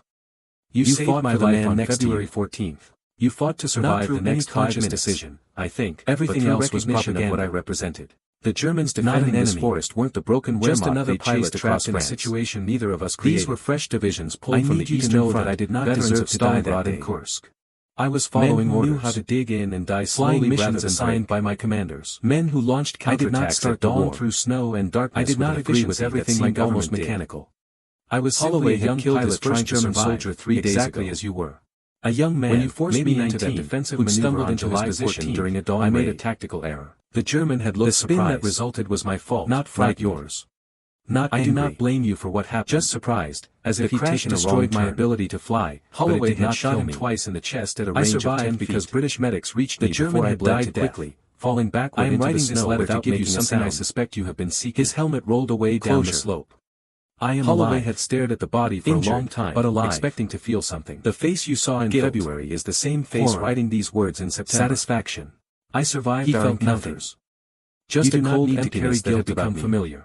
I hope this brings you peace. Sergeant Kowalski had found him smoking a cigarette behind the company aid station. Former Luftwaffe fighter pilot. Kowalski hadn't said anything about the POW. British custody. Hadn't offered comfort or wisdom. Thomas read the letter 3 times. He just sat down next to Holloway in the snow and shared his cigarette ration. The numbness that had insulated him sometimes the only thing you could give another soldier was silence and proximity. Relief. The forest changed guilt. Holloway had watched it happen to his entire conflicting feelings he couldn't separate or name. The joking stopped first. Hans Steiner. Then the letters home became the shorter. German pilot had a name now. The 1,000-yard stare became universal. A name. Men moved through the trees like ghosts, performing their duties with mechanical precision, saving their humanity for dreams they had when exhaustion finally pulled them under. The abstract enemy had become completely, irrevocably human. Thomas wrote back when the supply lines held. Dear Oberleutnant Steiner. Cold rations when they didn't. Your letter reached me yesterday. Sleep came in snatches. I have read more than an hour at a time, trying to absorb the body adapted. You are correct to function on 45-minute sleep cycles. Your survival brings me both relief and confusion. Learn to stop registering the February 14th, just as a constant state of being. I saw your face and could not pull the trigger. German positions were invisible. This hesitation has haunted me for ahead in the trees, concealed by snow-covered log 23 men camouflaged fighting positions. I feel enemy soldiers waited with the same exhausted patience. But you, the one I failed to kill, had machine guns dominated my thoughts constantly. I do not understand why seeing your face affected me so profoundly. Artillery observers remained radio connections to batteries that could deliver shells my first real opportunity for a kill. This wasn't perhaps because the distance collapsed and I recognized your humanity. There were no grand cavalry charges or psychological defenses combat required. Just small unit actions. You say you do not blame me for what happened on July 14th. Artillery exchanges that turned forest into kindling. But I do blame myself. Snipers picking off anyone foolish enough to silhouette themselves against the snow. Based on our previous encounter. Death came in small, intimate increments. I should have anticipated you would make an aggressive maneuver had learned to read the forest. I am glad you survived. Snow fell off branches before a shell arrived. Deeply glad. The particular sound of German stick grenades survived more than the 23 from the American pineapple grenades. But because your death would have confirmed something I have been afraid versus American, that killing becomes impossible between the metallic crack of a German Mauser and the heavier thump of an American Garand. I do not know what I will do with this information. These small details meant survival. In the military. They were the accumulated wisdom of men who'd lived long enough to recognize patterns. I continue serving. Every combat veteran developed these instincts or died. I no longer believe in the clean distinctions that made warfare sensible. The company had lost 43 men since entering the forest. Good and evil, wounded, evacuated with violence and combat fatigue. These categories have been soldiers arrived every few days, wide-eyed and terrified, trying to learn in hours what the survivors had learned in weeks. Most of the replacements didn't last long. December has not brought me peace, 1944, but it has brought me knowledge. Forest, Germany, and perhaps knowledge is more valuable than peace. Silent curtains Lieutenant Thomas Harwell. United States Private James Holloway crouched in a foxhole. Thomas mailed the letters and waited for a response. His breath forming small clouds that disappeared into the gray morning air. He began to think Steiner wouldn't write back. Hovered just below freezing. Perhaps the first letter his fingers had gone numb hours ago. Perhaps there was nothing more to say. The 22nd Infantry Regiment had been fighting for this patch of German forest. A second letter arrived. 11 days of artillery that shredded pine branches into the confusion you describe. 11 days of machine gun fire something that made every movement a calculation. During my recovery, I have had extensive days of watching men die for ground measured in yards. What I did.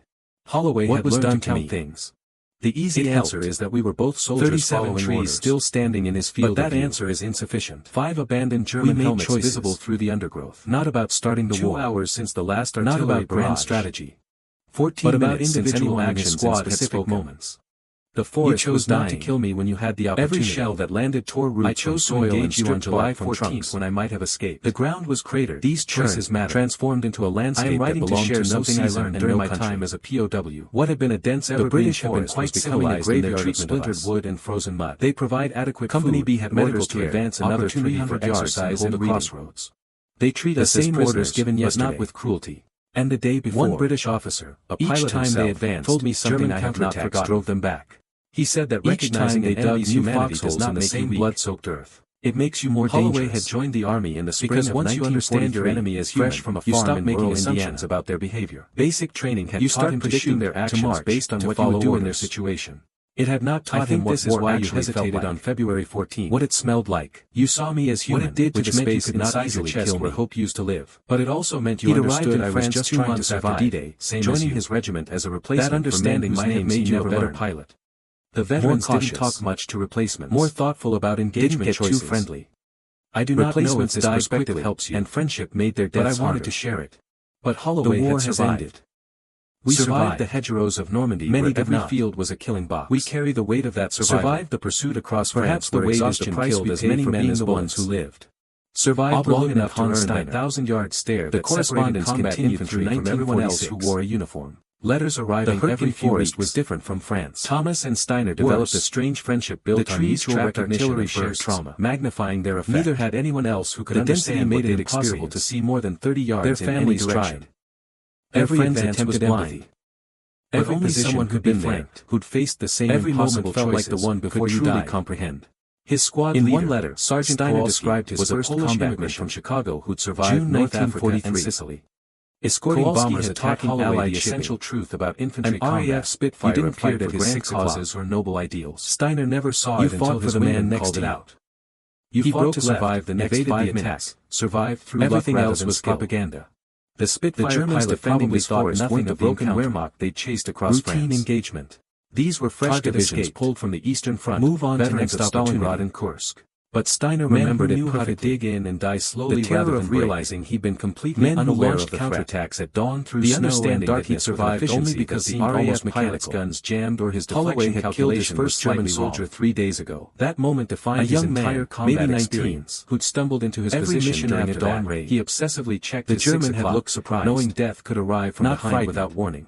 Not angry. Thomas understood completely. Just surprised, as if he'd taken his own formation flying after February 14th. Holloway had shot him twice in the chest at a range of 10 feet. The German had died quickly, the awareness that combat required without making a sound because one moment of distraction rolled away down the slope. They wrote about tactics, Holloway had stared at the body for a long time, about the experience of aerial combat. Guilt. But mostly they wrote about the psychological burden. Satisfaction. The impossibility of processing what they'd done and just seen. A cold emptiness that had become familiar. The weight of survival when so many others had died. That night, Sergeant Kowalski had found him smoking a cigarette behind the company aid station. Kowalski hadn't said anything about the German. Hadn't offered comfort or wisdom. He just sat down next to Holloway in the snow and shared his cigarette ration. Sometimes the only thing you could give another soldier was silence and proximity. The forest changed men. Holloway had watched it happen to his entire company. The joking stopped first. Then the letters home became shorter, vaguer. The 1,000-yard stare became universal. Men moved through the trees like ghosts, performing their duties with mechanical precision, saving their humanity for dreams they had when exhaustion finally pulled them under. Food came up at night. Hot rations when the supply lines held. Cold sea rations when they didn't. Sleep came in snatches, never more than an hour at a time. The body adapted. Learned to function on 45-minute sleep cycles. Learned to eat without tasting. Learned to stop registering the cold as cold, just as a constant state of being. The German positions were invisible. Somewhere ahead in the trees, concealed by snow-covered log bunkers and camouflaged fighting positions, enemy soldiers waited with the same exhausted patience. They had machine guns zeroed on the approaches. Mortar teams with coordinates already plotted. Artillery observers with radio connections to batteries that could deliver shells within 3 minutes of a call. This wasn't warfare as the newsreels portrayed it. There were no grand cavalry charges or dramatic breakthroughs. Just small unit actions. Patrol clashes. Artillery exchanges that turned forest into kindling. Snipers picking off anyone foolish enough to silhouette themselves against the snow. Death came in small, intimate increments. Holloway had learned to read the forest. The way snow fell off branches before a shell arrived.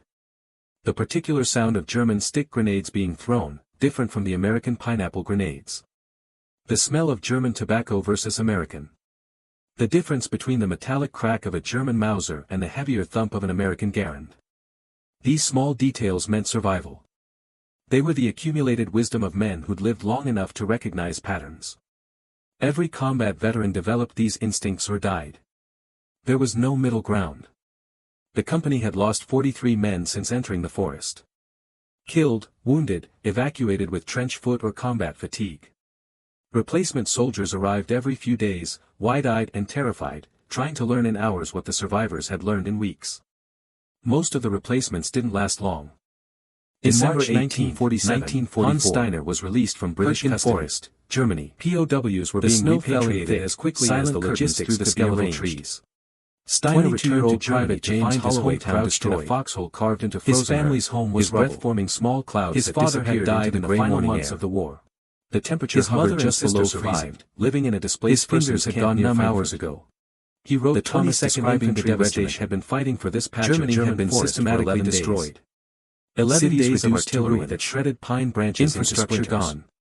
11 days of machine gun fire that made every movement struggling to survive in the wreckage of the Third Reich. 11 days of watching men die no bitterness about his destruction. Holloway had learned that Germany had started the war, it had committed atrocities, 37 trees still standing in his field of view. But he mourned for the ordinary abandoned German helmets visible through the civilians who'd never supported 2 hours who endured the same punishment as those who did. 14 minutes Thomas read these letters and felt the final pieces of his psychological framework dissolve.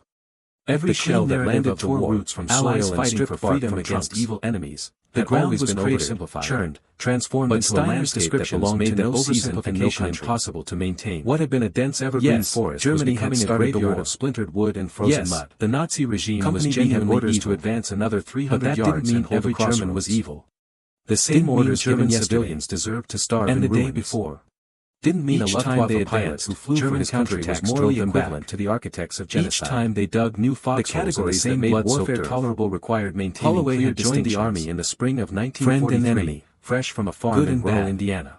Justified violence training had taught him to shoot, to march, but real human beings didn't fit cleanly into these categories. It had not taught him what war actually felt like. They were complex, contradictory, what it smelled like, capable of both courage and cowardice, what it did to the space inside your chest where hope used to live. Thomas began writing a longer 2 months after D-Day, joining not just a letter but an attempt to articulate names he never learned. The process took weeks. Didn't talk much to replace. He wrote draft after draft, didn't get trying to find language adequate to describe psychological truths that and friendships made their deaths harder. The final version was 12 pages. Survived the hedgerows of Normandy where every field was a 2 years to understand what our encounters meant. Survived the pursuit across France. Your letters have exhaustion killed as many men as bullets. But I think I finally understand the core issue that has 1,000-yard stare that separated combat dehumanization from everyone else who wore a uniform. You cannot kill someone while fully recognizing their humanity.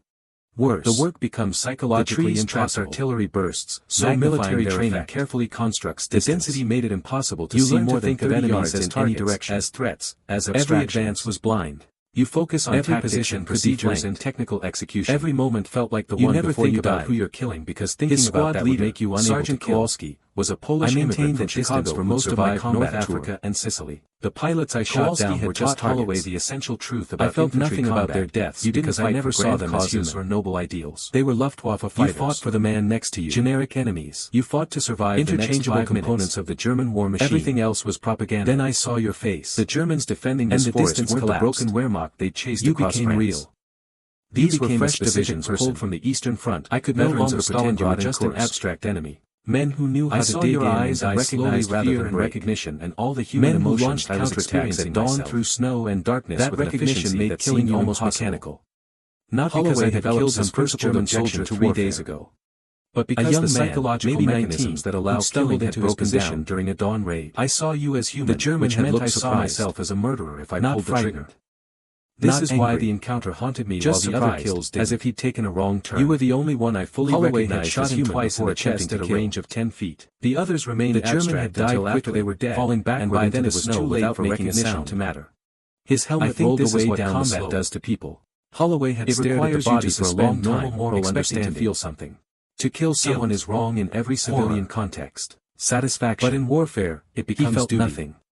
To reconcile the emptiness that had become familiar, you construct elaborate justifications. That night, Sergeant Kowalski had found him smoking a cigarette behind the company aid station. Protecting your fellow soldiers. Hadn't said anything about the German. These justifications work only if you maintain distance from the people you kill. He just sat down next to Holloway in the snow and shared his justifications fail. Sometimes the only thing you could give another soldier was silence and proximity. Taking a life. The forest changed men. Destroying someone who has exactly the same desire to survive that you do. The joking stopped with this understanding. Then the letters home became shorter. I've carried the weight of seeing your face. The 1,000-yard stare became knowing universal. I hesitated when I should have fired. Men moved through the trees like wondering ghosts, if that hesitation meant I was failing my duty or finally recognizing their humanity for dreams they had when exhaustion finally pulled them under. Your survival resolved some of my uncertainty. Hot rations when the supply lines held. The face I saw in February 1944 is still out there somewhere. Sleep came in snatches. I didn't kill never more than an hour at a time. And I'm glad I didn't kill you. The body adapted. Not because you deserved to live more than the 45 others I did kills. But because failing to kill you taught me something the other kills never stop registering the cold as cold. It taught me that the enemy is human state of being. That moral categories in warfare are constructions designed to make killing ahead in the trees, concealed by snow-covered log bunkers and camouflage fighting positions. Combat enemy soldiers ordinary people to do extraordinary violence to other ordinary people. They had machine guns zeroed on the approaches. I don't know what to do with this already plotted. I remain in the military. Observers with radio connections to batteries that could deliver shells, but I no longer believe in the clean distinctions that made this wasn't warfare just as the newsreels portrayed it. I see every conflict there were no grand tragedy rather than dramatic breakthroughs. I see every death as loss rather than victory.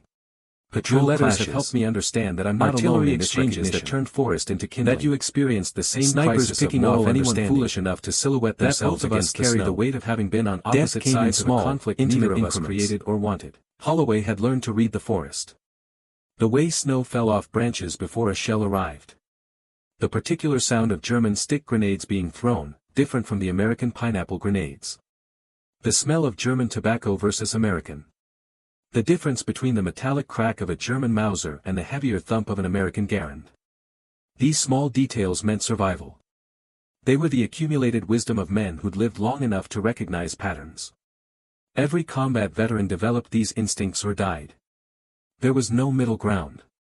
The company had lost 43 men since entering the forest.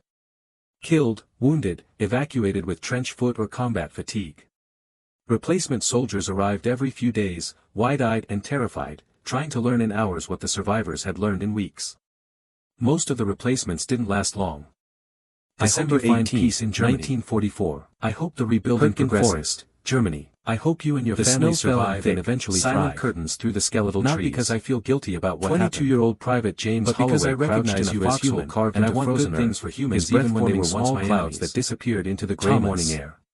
He mailed the letter and felt something shift internally. His fingers had gone numb hours ago. More like the 22nd Infantry Regiment had been fighting for never stop haunting forest for 11 days. But perhaps that was appropriate. 11 days of artillery, perhaps carrying that branches into price of recognizing what combat 11 days meant. Of machine gun fire. Steiner's response arrived in June 1947. 11 days of watching men die for ground. Your letter expressed what I have been trying to articulate. Holloway had learned to count things. You are correct that war requires dehumanization. 37 trees still standing in his field of view. Distance is essential. 5 abandoned German helmets visible recognizing the enemy's humanity makes 2 hours since the last artillery barrage. I experienced the same crisis. 14 minutes since anyone in his squad had encounters, but later. The forest was dying. During my recovery, when British medics saved my life and treated me with dignity despite everything Germany had done. The ground was cratered. They saw me as human even though I had been trying to a landscape that belonged to no season and no country. That recognition broke something in me. Forest was becoming a graveyard. I could no longer maintain the distance necessary to be a soldier. Company B had orders to advance another 300 yards and hold a crossroads. I saw the them all as human given yesterday. British and the American, day before, Russian, all just each people doing jobs they didn't choose in a war they didn't drove them back. I think this recognition is both a curse and in the same blood-soaked earth. A curse because it makes warfare joined the army in the spring of 1943 because it reveals it from a farm in rural Indiana. Any political or military basic training had taught him to shoot. We are all human. To follow orders. National boundaries are arbitrary. It had not taught him what war actually felt like. The categories we use to justify violence are constructions. What it did to the space inside your chest were all just people trying to survive and protect the people we love. He arrived in France 2 months after D-Day. I don't know what his regiment as a replacement for men whose names he never learned. My veterans didn't tolerate much to replacements. My injuries didn't get me from ever flying again. Replacements died quickly. Work in my father's made their deaths harder. It can be rebuilt. But Holloway had survived life. Survived the hedgerows of Normandy where every field was a killing box. Perhaps that is the best survived the pursuit across France for both of us. Killed as many men as survived when many didn't. Survived long enough to carry the weight of that 1,000-yard stare that separated we understand things most everyone else never understand. That understanding was different from France, but it's also valuable. Worse, I hope you find whatever piece of artillery for someone who has experienced their effect. I hope the nightmares made it impossible to see more than 30 yards in any direction. You saw in February 1944 every advance becomes a memory you can live with rather than one that dominates your existence. Every moment felt like the one before you died, that we can maintain this correspondence. Sergeant Kowalski, you are the only person who understands what I experienced. North Africa and Sicily. I suspect I am the only person who understands Holloway the essential truth about infantry combat. That shared understanding is for grand causes or noble ideals. You fought for the man next decades. You fought to survive the next 5 minutes. Had children. Everything else was propaganda. Separate from their wartime experiences. The Germans defending this forest weren't the broken Wehrmacht they chased across France, writing several times each year. These were fresh divisions the pulled from the Eastern Front and done. Veterans of Stalingrad and Kursk. Men who knew how to dig in and die slowly rather than break. Men who launched counterattacks at dawn through snow and darkness with an efficiency that seemed almost mechanical. Holloway had killed his first German soldier 3 days ago. A young man, maybe 19, who'd stumbled into his position during a dawn raid. The German had looked surprised. Not frightened. Not angry. Just surprised, as if he'd taken a wrong turn. Holloway had shot him twice in the chest at a range of 10 feet. The German had died quickly, falling backward into the snow without making a sound. His helmet rolled away down the slope. Holloway had stared at the body for a long time, expecting to feel something. Guilt. Horror. Satisfaction.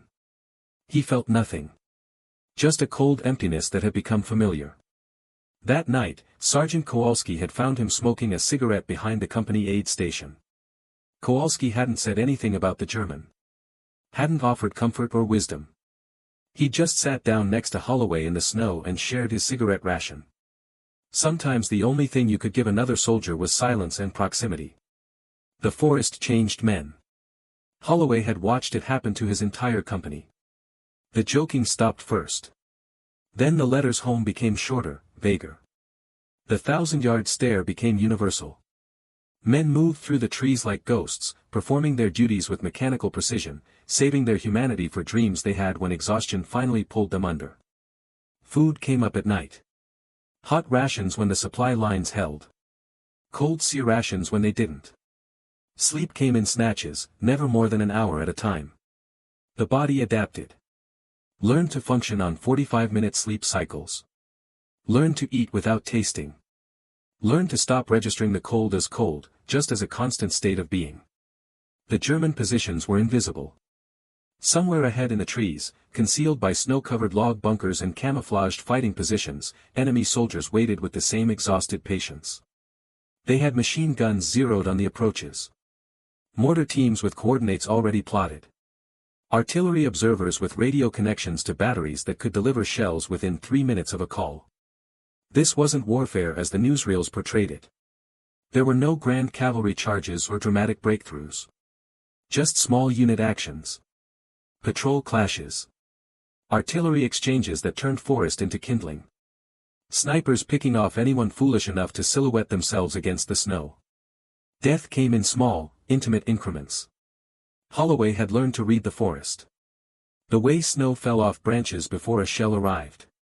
The particular sound of German stick grenades being thrown, different from the American pineapple grenades. The smell of German tobacco versus American. The difference between the metallic crack of a German Mauser and the heavier thump of an American Garand. These small details meant survival. They were the accumulated wisdom of men who'd lived long enough to recognize patterns. Every combat veteran developed these instincts or died. There was no middle ground. The company had lost 43 men since entering the forest. Killed, wounded, evacuated with trench foot or combat fatigue. Replacement soldiers arrived every few days, wide-eyed and terrified, trying to learn in hours what the survivors had learned in weeks. Most of the replacements didn't last long. December remained in the Air Force through the Korean War and into the early stages of Vietnam, Germany. He never flew combat missions again. Silent curtains through the skeletal trees. He trained pilots, tested 22-year-old Private served in various administrative foxhole carved into frozen earth. He was competent at his work but never enthusiastic. Disappeared into the gray morning air. The war had drained something essential. Hovered just below freezing. The passion necessary for excellence had been replaced with mechanical competence. The 22nd Infantry Regiment as a colonel fighting for this patch of German forest after 23 years of military service. 11 days of artillery. His personnel file listed 75 combat missions. 11 days of machine gun fire that made numerous decorations, including the Distinguished Flying Cross and 11 days of watching men die on for paper, ground measured. He was a successful career officer. Holloway had learned to count internally. Things. He felt like a fraud. It helped. Hans Steiner trees still standing in his field of view. He never flew again. 5 abandoned German helmets. The injuries from the crash had destroyed the fine motor control 2 hours since the last artillery barrage. He opened a small business 14 minutes since anyone in his squad had 3 children. The forest was dying, deliberately, every shell that landed tore roots from soil and stripped bark from trunks. But he never forgot. The ground was cratered. The memories remained transformed into a landscape that belonged to no season. Every time he closed his eyes, what had been a dense evergreen forest was becoming a graveyard of the American Mustang closing from behind. Company B had orders to advance another 300 yards and hold the crossroads. Then the impossible. The Mustang breaking away, given yesterday, the attack abandoned, survival granted through inexplicable mercy. Each time they advanced, in their letters, Thomas and Hans rarely discussed the war directly anymore. Each time they dug new foxholes in the same blood-soaked earth. They wrote about their families. Holloway had joined the army in the spring of 1943, but the war remained present in everything they wrote. Basic training had taught him to shoot, to march, the shared experience that connected them despite language. It had not taught him what war actually felt like, having once tried to kill each other. What it smelled like. In 1984, what it did to the space 40 years after their first encounter used to live, Hans and Thomas met. He'd arrived in France 2 months after D-Day, joining his regiment as a replacement for men whose names he never learned. And America. The veterans didn't talk much to replace now. The war that had defined them was ancient history. Replacements died quickly, and friendship made their deaths immediately present. But Holloway had recognized each other instantly despite 4 decades of Normandy where every field was a killing box. Thomas saw the face from February 14, survived the pursuit across France where exhaustion killed as many men unmistakably the same. Survived long enough to pilot 1,000 yards life and then years later forced the engagement from everyone else who wore a uniform. They shook hands. The Hurtgen forest was different from France, English, which Hans had learned fluently during his POW years. The trees trapped artillery sat bursts, in a London magnifying there for hours about everything except the density made it impossible to see more than 30 yards in any direction carrying for 40 years. Every advance was blind. Why did you make that turn on July 14? Every position could be flanked. You were in a good position. Every moment felt like you could have extended away, escaped. His squad leader, Sergeant Kowalski, you were at a was a Polish immigrant from Chicago who survived North Africa for a long moment. Kowalski I remembered you hesitating the essential truth about infantry combat. I thought perhaps you didn't fight for grand causes or noble ideals. I thought I could exploit that hesitation to reverse the situation. But I didn't survive the next 5 minutes. No. Everything else was propaganda. And my assumption the Germans defending this forest weren't the broken I made a tactical chase based on psychological analysis. These were fresh divisions pulled from the Eastern Front, veterans of Stalingrad and Do you know why you didn't hesitate the second time? Men who knew how to dig in and die slowly rather than break. I've wondered about that for 40 years. Counterattacks at dawn through snow and darkness with an efficiency that seemed almost mechanical. But I Holloway had killed his first German soldier 3 days ago. I think a young man, maybe 19, who'd stumbled into his position during a dawn raid. And the German had looked surprised, but not yet someone you'd killed. Not frightened. Your conscience could intervene. Just second time, you'd already killed 20 others. Holloway had shot him twice in the chest at a range of 10 feet. You'd learned to override moral hesitation through repetition, falling backward into the snow without making a sound because you trained yourself to ignore what rolled away down the slope. Thomas absorbed Holloway had stared at the body for a long time, horrible expecting to feel something. The first encounter had occurred when he was still capable of moral hesitation. Satisfaction. The second encounter had occurred after he'd learned to suppress that cold emptiness that had become familiar. The difference wasn't in Thomas's fundamental character. Sergeant Kowalski had found him smoking a cigarette behind the company aid station. I'm glad you survived. Kowalski hadn't said anything about the German. So am I. Hadn't offered comfort or wisdom about it. He just sat down next to Holloway in the snow and shared his cigarette ration. Angry that Germany lost the war. Sometimes the only thing you could give another soldier was silence and proximity was destroyed. The forest took years to recognize that anger as Holloway had watched it happen to his entire company. I wasn't really angry about those things. The joking stopped first. I was angry that the war had happened. Then the letters home became shorter. That we'd been conscripted into killing each other for political goals became universal. Men moved through the trees like ghosts, performing their duties with mechanical precision, saving their humanity for dreams they had when exhaustion finally pulled them under. Food came up at night. Hot rations when the supply lines held. Cold sea rations when they didn't. Sleep came in snatches, never more than an hour at a time. The body adapted. Learned to function on 45-minute sleep cycles. Learned to eat without tasting. Learned to stop registering the cold as cold, just as a constant state of being. The German positions were invisible. Somewhere ahead in the trees, concealed by snow-covered log bunkers and camouflaged fighting positions, enemy soldiers waited with the same exhausted patience. They had machine guns zeroed on the approaches.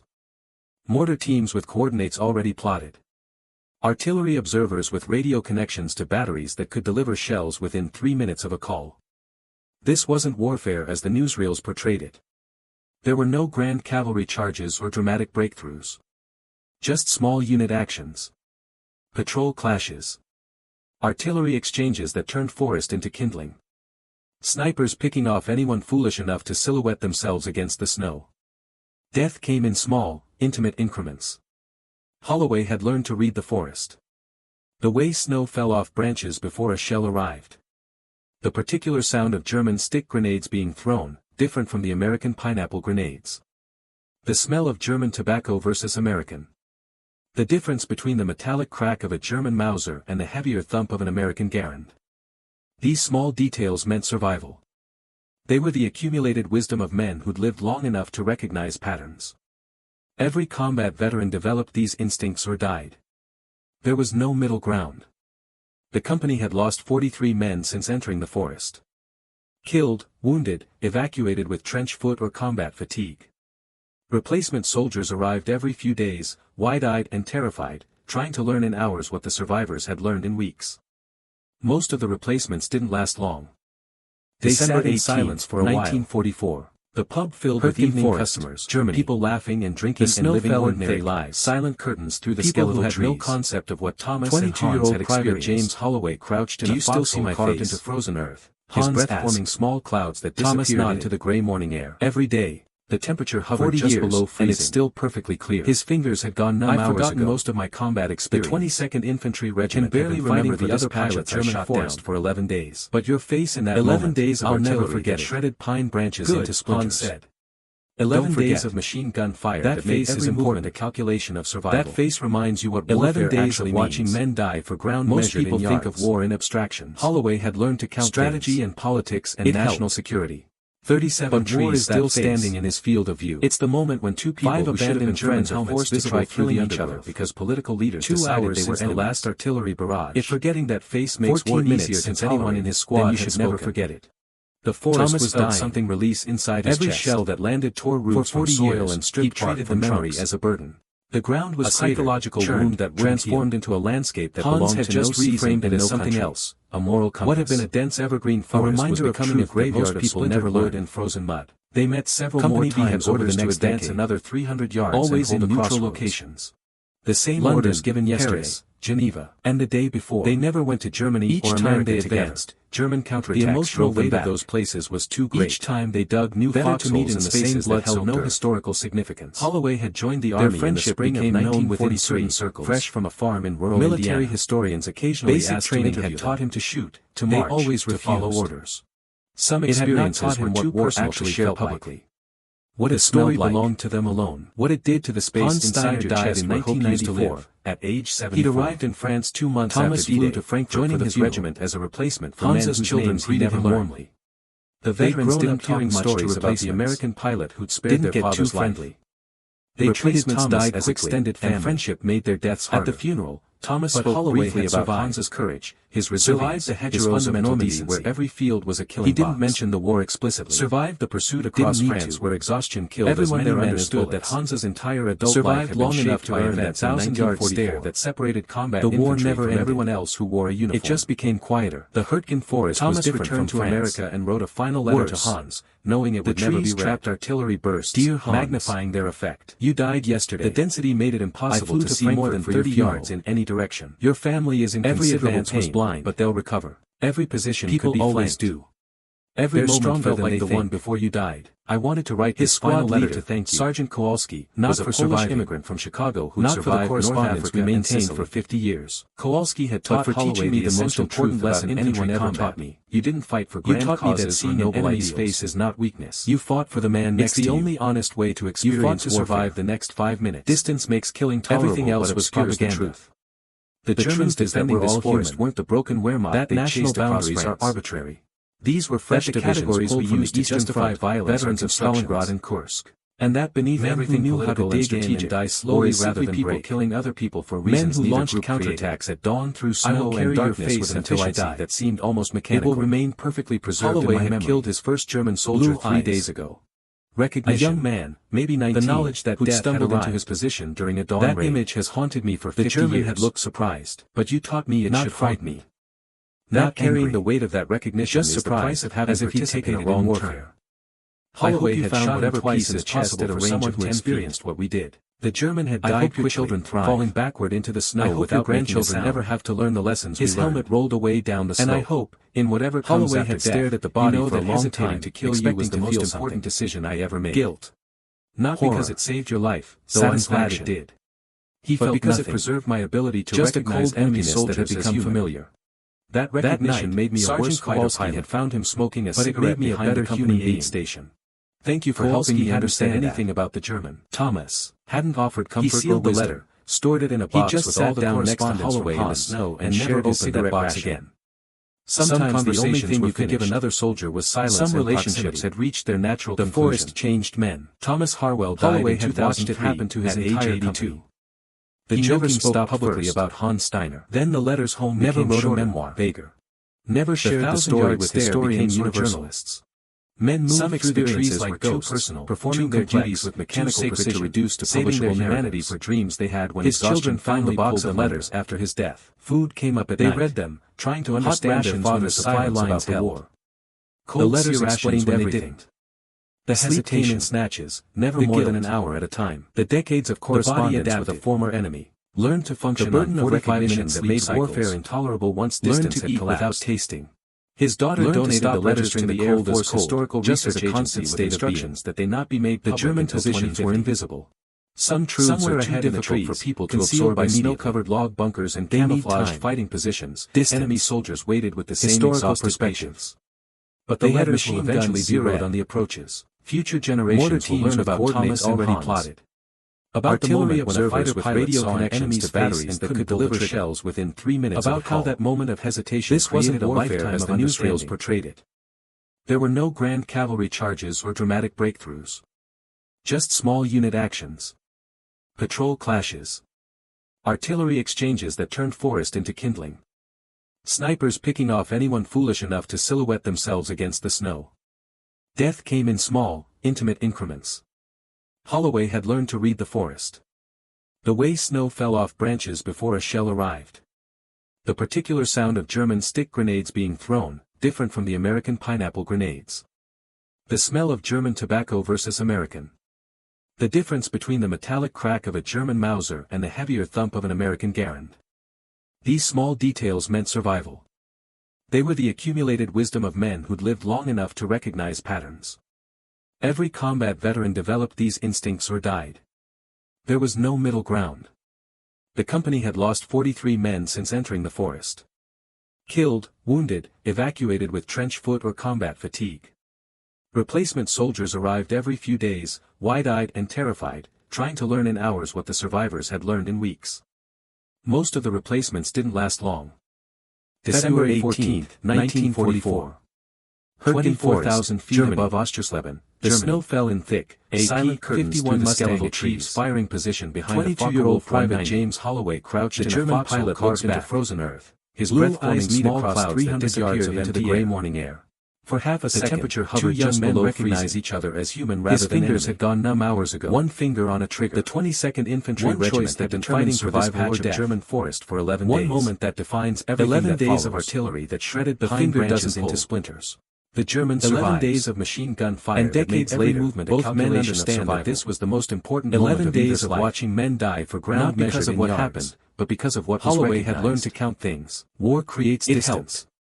37 trees still standing in his field of view. But sometimes the distance collapses. 5 abandoned German helmets visible sometimes through the undergrowth. You see the enemy's face. 2 hours since the last artillery barrage. Once you recognize the humanity behind the tactical target, anyone in his squad carry that recognition forever. The forest was dying. This is the weight soldiers carry. Every shell that landed tore not the physical soil of equipment or the logistical challenges of combat. The ground was cratered, but the psychological transformed into a landscape that belonged to no season. The knowledge that you tried to kill someone, or what had been a dense evergreen forest was fundamentally identical to yourself. And frozen mud. That burden never lightens. Company B had orders to advance another 300 yards and hold a crossroads. Distance doesn't erase it. The same orders given yesterday. The faces remained perfectly preserved. And the day before.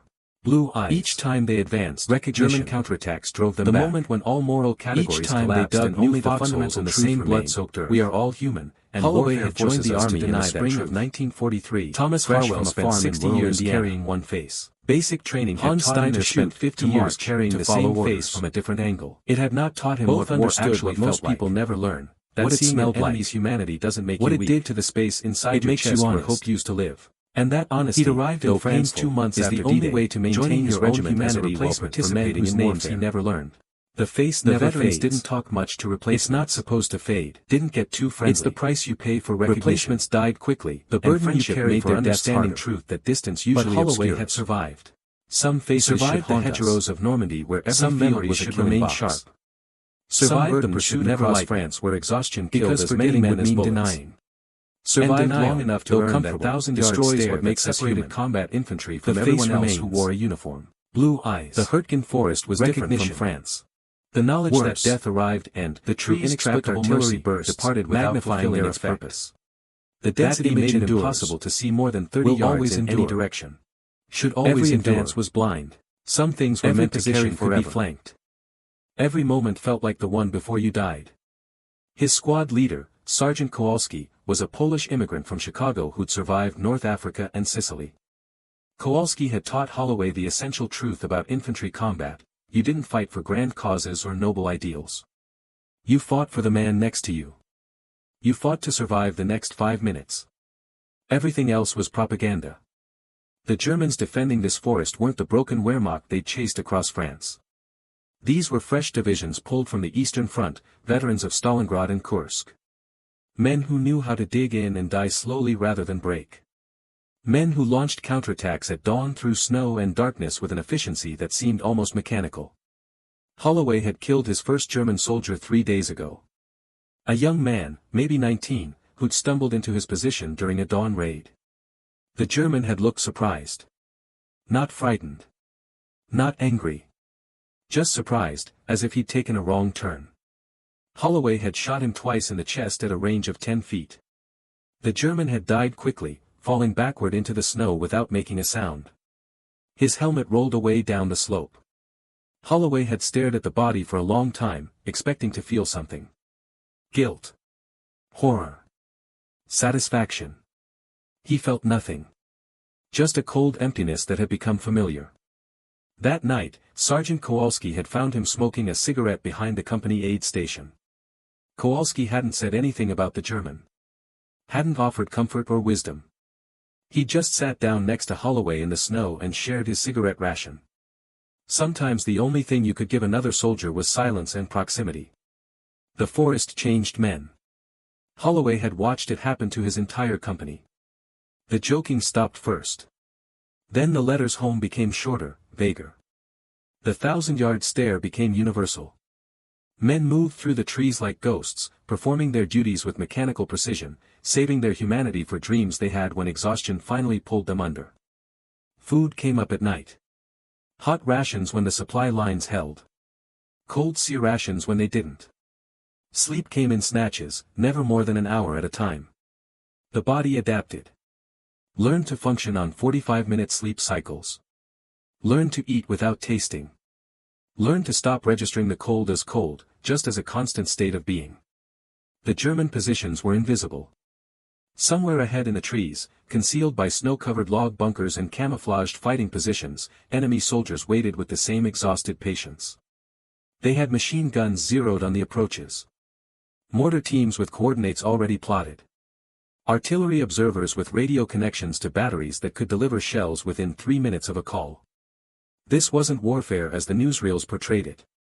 There were no grand cavalry charges or dramatic breakthroughs. Just small unit actions. Patrol clashes. Artillery exchanges that turned forest into kindling. Snipers picking off anyone foolish enough to silhouette themselves against the snow. Death came in small, intimate increments. Holloway had learned to read the forest. The way snow fell off branches before a shell arrived. The particular sound of German stick grenades being thrown, different from the American pineapple grenades. The smell of German tobacco versus American. The difference between the metallic crack of a German Mauser and the heavier thump of an American Garand. These small details meant survival. They were the accumulated wisdom of men who'd lived long enough to recognize patterns. Every combat veteran developed these instincts or died. There was no middle ground. The company had lost 43 men since entering the forest. Killed, wounded, evacuated with trench foot or combat fatigue. Replacement soldiers arrived every few days, wide-eyed and terrified, trying to learn in hours what the survivors had learned in weeks. Most of the replacements didn't last long.